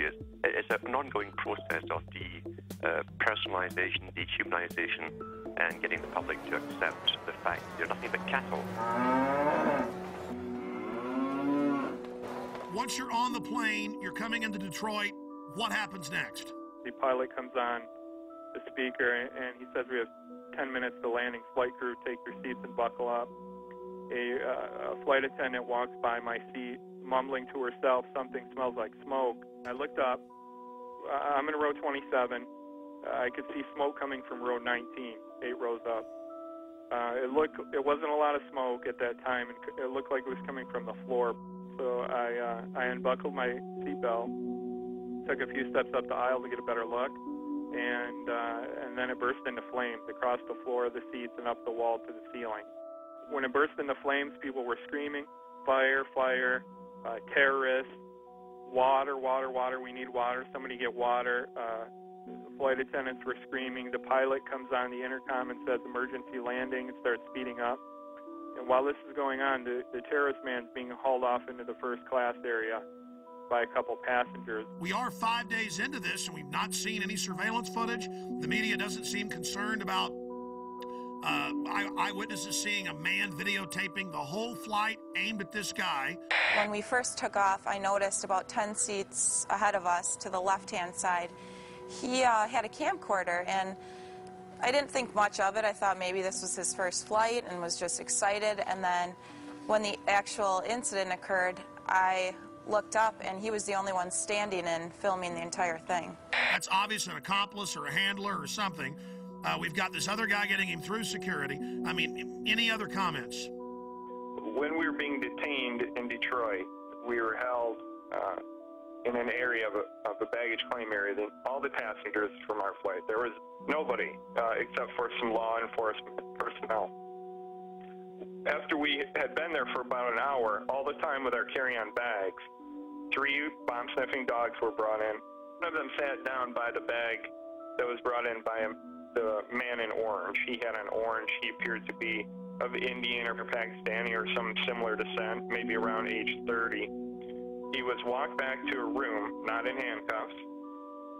He went in the door. He was in there approximately an hour. When he came out, he was handcuffed, taken away. An FBI officer came up to the group of the rest of us passengers and said the following, which is not exact, but close. You're being moved to another area. It's not safe here. I'm sure all of you saw what just happened and can figure out why you're being moved. We were taken to a customs area, and they brought bomb dogs in, checked all the luggage with that. Another person was taken aside and handcuffed and brought out, and we were moved into another room for safety reasons, they told us. My story on this has been the same all along, and the FBI now has 5 versions of their story, which I clearly lay out with a time period and with each version, and they're not credible. There is absolutely no excuse for the reason why. Number one, we were left on the plane for 20 minutes, not knowing if there was another bomb there.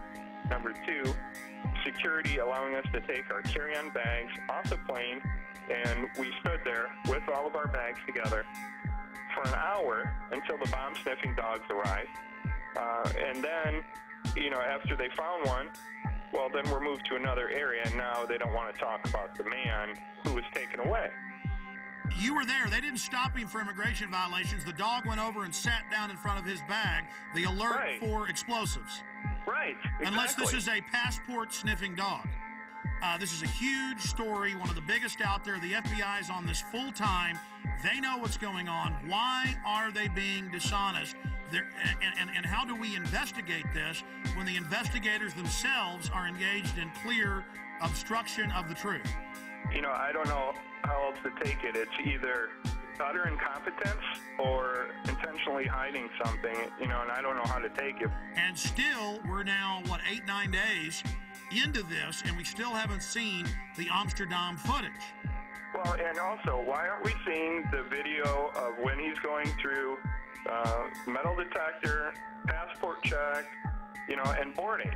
This is a modern airport. You'd think they would have video of all this of some sort. They didn't say, oh, we'll look at that. They just said, no, there was no one helping him, which is very suspicious, instead of just putting the footage out.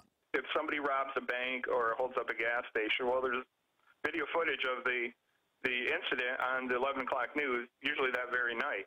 If I'm not correct, well, show the video. What are you hiding?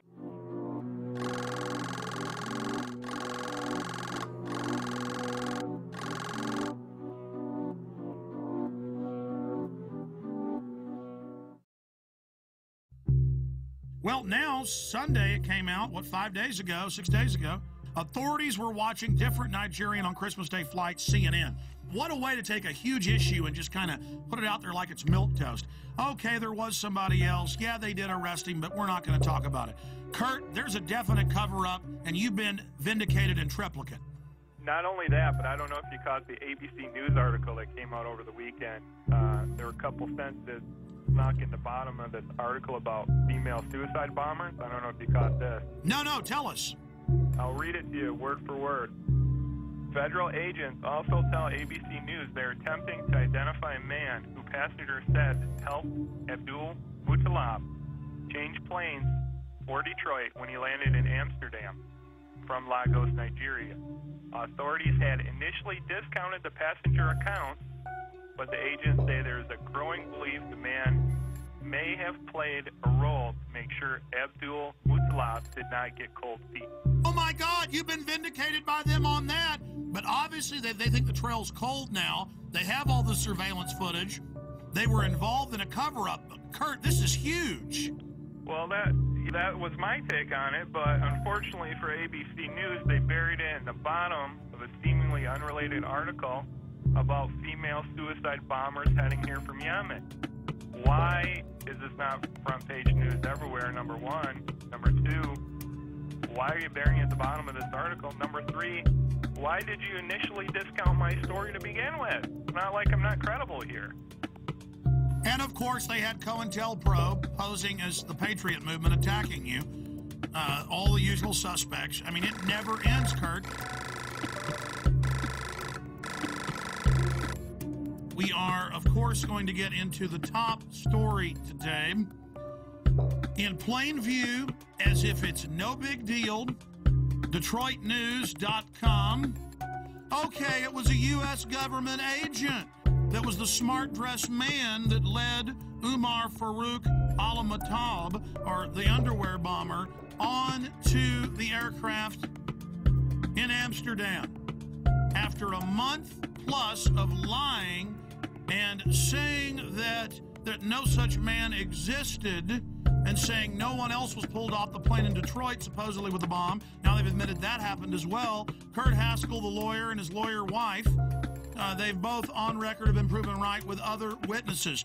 And you add how they were already getting in Yemen. That's now confirmed. Washington Post. They were planning to already launch a bigger attack, 2,000 troops there. And then right on time, right as the body scanners were scheduled to go in January nationwide. That was already scheduled, folks. They're saying on the news, oh, now we're doing this. Now, I went and looked it up. They were scheduled to go in the additional 214 airports. They were in less than 20. So although we have acquired these machines, they are not as widely deployed as they should be. In your current role as a consultant, do you have an interest in body scanners? We consult with all kinds of firms, including firms that do manufacture body scanners. You do have some interest in more sales of body scanners. As well as a lot of other security measures. But I would point out that I've talked about this for probably the last 3 years. Read what the scanners do to your body. And the TSA guys, again, you need to know why you're going to be dying in 5 years of cancer. Go ahead. And then we find this article about terahertz waves, which is what they use to do this scanner. This came in today. And according to one of their studies, I'm just going to read this real quick. Terahertz waves are in the electromagnetic spectrum between microwaves and infrared, and they pass through non-conductive materials such as clothes, paper, wood, and brick. They say the forces that are generated by these THZ fields are tiny and resonant effects that allow the THZ waves to unzip double-stranded DNA, creating bubbles in the strand that could significantly interfere with processes such as gene expression and DNA replication. So step in the microwave. And of course, the fools don't know that the reports you've pulled up and I've looked at, these things are leaking. But the TSA guys are going to love dying of cancer. Oh, yeah. This is fun. Surrounding it. They're all around it. The thing's right there. Well, see, that's kind of the good thing, though. See, evil always gets judged. These guys make excuses. They're going to make excuses about scanning naked children, scanning naked women and men. They're going to make excuses about how it doesn't hurt you. They're the ones that are going to die first. Yeah. 8 hours a day standing around it. And I'm sad for them, but this is what they want. This is what they get. This is a test of the emergency alert system. Let's go ahead and play the clergy response team clip. Now remember, before this became national news, we got the secret documents from pastors who've been recruited by FEMA. We posted the secret documents with FEMA phone numbers. Train your flocks to turn their guns in. Train your flocks to go to FEMA camps. Train your flocks to take forced inoculations. People didn't believe us, just like they didn't believe the MIAC report. Then, suddenly, local news began reporting it, but like it was a good thing. Now listen, will martial law ever be a reality? And the preachers are there, being paid by the government, faith-based initiative, now continuing under Obama, to tell their flocks to do what they're told by the authorities, and the government's biggest threat is the American people. That's a quote. So this is specifically the pastors getting ready for us to go to FEMA camps. And there's thousands of pieces of evidence like this, and Glenn Beck's saying it doesn't exist. Here it is. Law ever become a reality in America? Some fear any nuclear, biological, or chemical attack on U.S. territory might trigger just that. And as KSLA News 12's Jeff Farrell discovered, the clergy would help the government with potentially their biggest problem, us. From my cold, dead hands. Charlton Heston's famous declaration captures a truly American value, the overarching desire to protect our freedoms. But gun confiscation is exactly what happened during the state of emergency following Hurricane Katrina in New Orleans. U.S. troops also arrived, something far easier to do even now thanks to last year's elimination of the 1878 Posse Comitatus Act. That forbid U.S. troops from policing on American soil. If martial law were enacted here at home, like depicted in the movie The Siege, easing public fears and quelling dissent would be critical. And that's exactly what the clergy response team, as it's called, helped accomplish in New Orleans. Jeff, the primary thing that we say to anybody is let's cooperate and get this thing over with, and then we'll settle the differences once the crisis is over. Such clergy response teams would walk a tightrope between the needs of the government versus the wishes of the public. In a lot of cases, these clergy would already be known in the neighborhoods in which they're helping to defuse that situation. For the clergy, one of the biggest tools that they will have in helping calm the public down or obey the law is the Bible itself, specifically Romans 13. Because the government is established by the Lord, you know, and that's what we believe in the Christian faith. That's what's stated in the Scripture. Civil rights advocates believe the amount of public cooperation may depend largely on how long they expect a suspension of their rights might last. And see, here is Mother Jones. Should Obama control the internet? It says right here, Senator John Rockefeller, goes by J. Rockefeller, has announced they need to end the internet, that it's bad, and that private companies will have government hubs tied into them to snoop on everyone without warrants and to be able to shut down the web instantly. See, right now the government has to get warrants and go out and seize all the hubs. Here's another one. America's secret police. Intelligence experts warn the proposal to merge two Pentagon intelligence units could create an ominous new agency. And the head of cybersecurity just resigned 3 weeks ago, saying the Pentagon and Homeland Security are taking over the internet and it's a threat to freedom in America.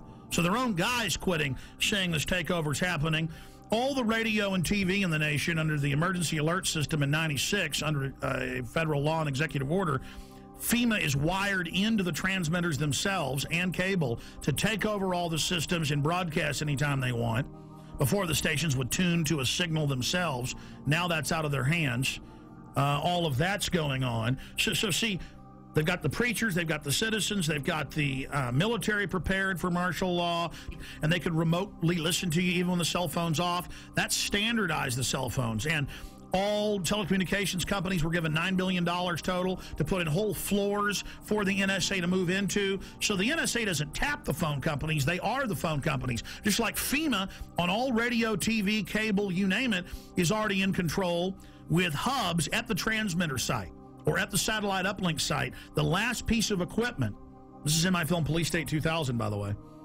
See, I was sitting there talking to the engineer in 1996 at KJFK FM, and he calls me over and goes, look at this, Alex, they're ordering us to do this. Here's all the secret documents. We're not supposed to show this to anybody. And I was sitting there reading it. FEMA takes over through this. Everything you do goes through this system. I mean, that's what you hear when it goes, bang, bang, bang. You know, this has been an emergency alert system. That is a federal test tone going via shortwave radio transmitters, dials in, and takes control of your radio station. And that's what they say right here. During emergencies, when they're rounding people up and arresting them and shooting people, their job is to keep the media shut down. They don't have to come arrest Alex Jones. They hit one button, the internet shuts off. They hit one button, In the not-too-distant future, a self-proclaimed intellectual elite will rule every aspect of our lives. People in the world are content to stay as first or second level maggots. The economy is emerging from the recession. We have to keep geoengineering on the table. Implementation depends on motivation. An alarming and possibly catastrophic disaster. Already the path has been chosen. The design set in motion decades ago. Their endgame? Complete control. Water. Air. The economy. Population and even human logistics will all fall within their purview. The goal? To acquire all the natural resources of the planet and bring them securely under government control. All activities of mankind will be monitored, accounted for, and controlled. Legislation pretending to address concerns about the environment. National security and financial stability will in fact be used to erode the very foundations of liberty and to enslave the population. This will all happen in the name of security and progress. Alluding to the notion that this is all for our protection, this will not miraculously occur overnight with the sudden proclamation of martial law. It has been happening incrementally for at least half a century. Every law enacted that truncates the Bill of Rights in the name of national security is another nail in our coffin. Through this type of increasingly invasive legislation, the systematic decay of constitutional law becomes inevitable. Thousands of years of building and rebuilding, creating and recreating so you can let it crumble to dust. Leaving our essential rights neutered and impotent. The Bill of Rights is reduced to a quaint antique, collecting dust in a library somewhere, retaining all the potency of a fairy tale. Martial law, called a more politically neutral catchphrase, is practiced with an iron fist. The implosion of the economy has begun by design. The United States dollar is under attack and losing value every day, while the cost of living continues to skyrocket. New laws that will effectively double taxes are already on the books and ready to be implemented. Nothing has been introduced to help homeowners with their now default loans. But at the same time, money is generously given to bankers who give themselves huge bonuses. During one of the worst economic downturns in history and dry up loans to small businesses. All the while, the economy spirals downward at a free fall rate. As the citizens of the United States lose their ability to take care of themselves, the government conveniently steps in to save the day. Capitalism gives way to socialism, and then without much notice, into the neo-dark ages of the one-world government-style dictatorship. Once this task has been completed and the control grid is firmly in place, they can play their final trump card. FEMA counts. And by design, we will welcome the salvation with open arms. As any alternative will surely seem like suicide. Once we've been properly enslaved, they gain control over the rest of Earth's natural resources. Humanity. America, here's what you need to know tonight. I'm, basically a rodeo clown. If you have any kind of fear that we might be headed towards a totalitarian state, look at FEMA trailers, FEMA prisons, FEMA camps. I want proof. If they exist, I want pictures. I lost sleep last night worrying about this story, thinking about this story. But when I see, 9/11 victim family on television or whatever, I'm just like, oh, shut Well, up. yesterday we talked about debunking conspiracy theories. The only thing that I answer to is myself. And I just want to be able to look at myself in the mirror and also sleep at night. Glenn Beck, a year and a half ago, said that Ron Paul supporters should be arrested and that the army should be used against them, and that they were dangerous terrorists.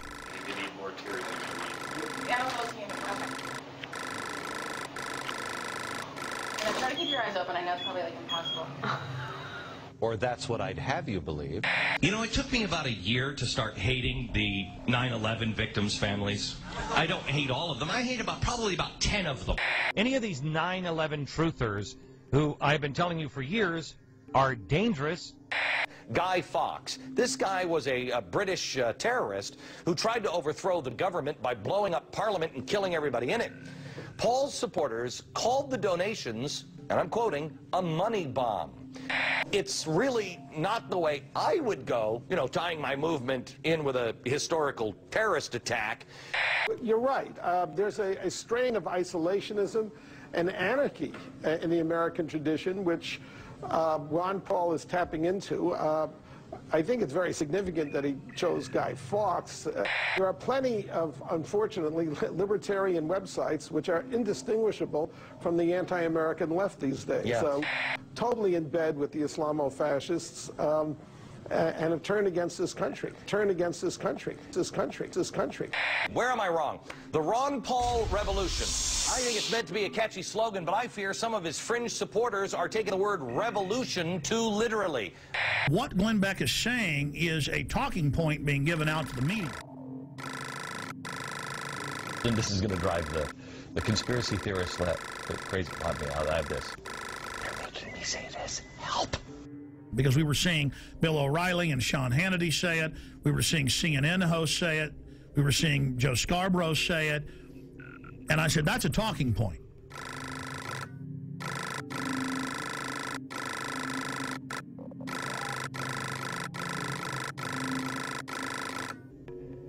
And then suddenly he started saying a few months ago, I'm going to expose the FEMA camps. If these things exist, that's bad, and we will cover it. If they don't exist, it's irresponsible to not debunk this story.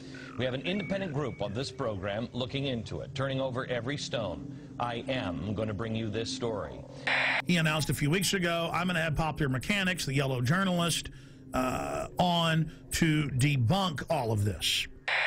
So I asked James from Popular Mechanics to do an investigation on several projects. The first one is the FEMA camp. Yes, and so we put a reporter on this, and what's so interesting here, we're waiting to really do a definitive deep dig on this. We don't like to just come out and say, oh, we've debunked it, you know, after we've looked at it for 2 days. And how is Glenn Beck debunking it? I have predicted tonight, we'll see if I'm right, that he will do a straw man and focus on the websites that are getting it wrong. And what we did was we looked into these claims. You know, you can't go and visit every one of the 600 sites that some of these conspiracy theorists claim. So we started looking at the ones that are most popular on the internet. And I said, well, look out, folks. He's just trying to get your confidence to then discredit it later.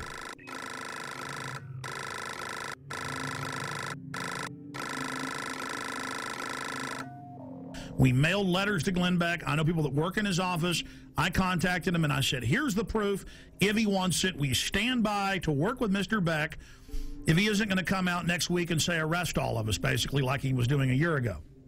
First of all, on the FEMA prison thing, I know we've been in contact with your office and we would appreciate any help that you have. I want to make sure we're turning over every stone on anything because there's a lot of crazy stuff that is being said about these things. And because Beck says he's been doing months of research and they've been having trouble finding him. He's doing research, but he can't ever bring any facts. And he makes little jokes about, ooh, the government's going to get me, or, oh, I'm being censored on Fox, and calls us conspiracy theorists. And I'm predicting Glenn Beck is going to attack us this way. They're going to show the 1990s video of the closed down Amtrak train system up by Chicago. So we started looking at the ones that are most popular on the internet. Okay, and let's show the video. First, show me the video that is on the internet. This is one of the so-called, I guess, a death camp. This is something where they're showing a so-called concentration camp. These are turnstiles. This is in a secure behind the fence. I don't know how they got this video when it was behind the fence, but they went in and got this video. Like so many of these things, the truth is actually fairly evident. This is an Amtrak repair facility in Beech Grove, Indiana. The woman who made this video initially claims that it's some kind of American Auschwitz, and they've outfitted buildings with gas, and they've got these strange turnstiles. In fact, it is a repair facility. They're going to do that, and then what they're going to do is they're going to show the photos that are all over the web in Mississippi and Louisiana of mock Bosnia-Herzegovina/Kosovo training camps, because the signs are in that, Slavic language, where it has machine gun nests, checkpoints, barbed wire as a refugee camp, and they send the troops through for drills. Show me the pictures of, I think this is Camp Grayling. Do we have the picture of the watchtowers? This is pretty spooky. This is where Americans are currently being held, I believe they're saying. Well, people say all kinds of things, and these pictures have been floating around the internet for more than 10 years. Okay. In fact, Camp Grayling is the largest National Guard training facility in the U.S. They train Army, Navy, Marines, and one of the groups they train is military police. And in fact, one of the functions they train them for is handling prisoners of war in a battle zone like Iraq. And they're going to say, see, people said this was a camp. It's not really a camp. It's a place where they're doing drills. Oh, see, this is really just an Amtrak train track. We went out there, and yeah, it's got barbed wire facing in, but it's not really a camp. Do we have the video with audio? Because if we don't, I don't really care. The video with the audio about the boarded up buildings with the gas chambers. Do you have that? In yet another fenced area, we see a large warehouse building at the end, with the electronic turnstiles in front of it. Okay. That, they were putting gas heaters of some sort in there. Right, and what we found out is, first of all, one of those buildings has been knocked down. The other ones were upgraded. Their heating system was obsolete, and more than 15 years ago. What am I predicting Glenn Beck's going to do tonight? What have I been predicting for weeks he's going to do? He is going to come out and say, look at this. This is just a regular prison. And they're taking photos of it and saying it's a camp. Oh, look at this. There's a kernel of truth. They have introduced a bill for during emergencies to have FEMA places for folks to go. I mean, they've got to do that, like Katrina. Oh, look at this. This is an Army training facility for a refugee camp simulation. Oh, look at what I know how they operate.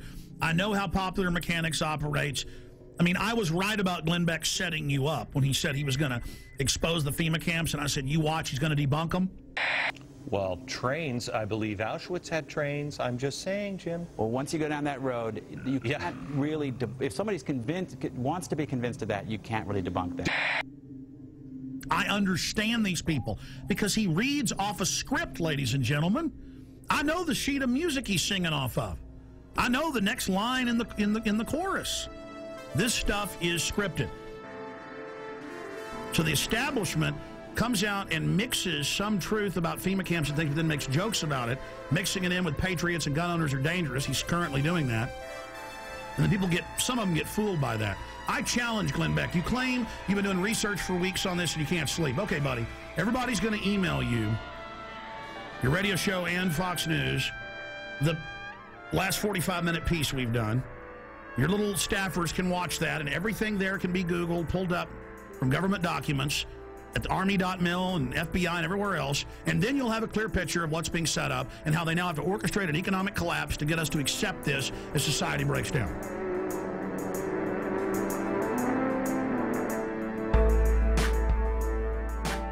If Glenn Beck wants to know if the FEMA camps are real or not, all he has to do is go to the Army War College, the Army.mil website, the Army Times, and they say, and it's been all over the Phoenix newspapers, the police say they're ready to work with the military against the people, that their new mission is fighting the American people physically. Chaos is hanging around, put your ear to the ground and shudder from the sound.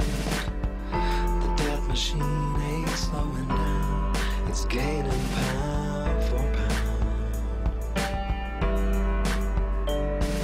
A gas mask is the couture in the summer of rage.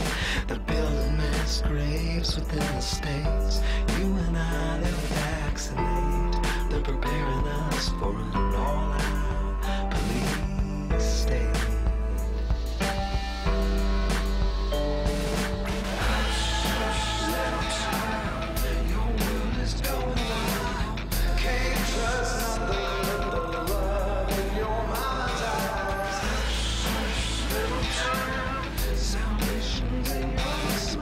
Just wish I could be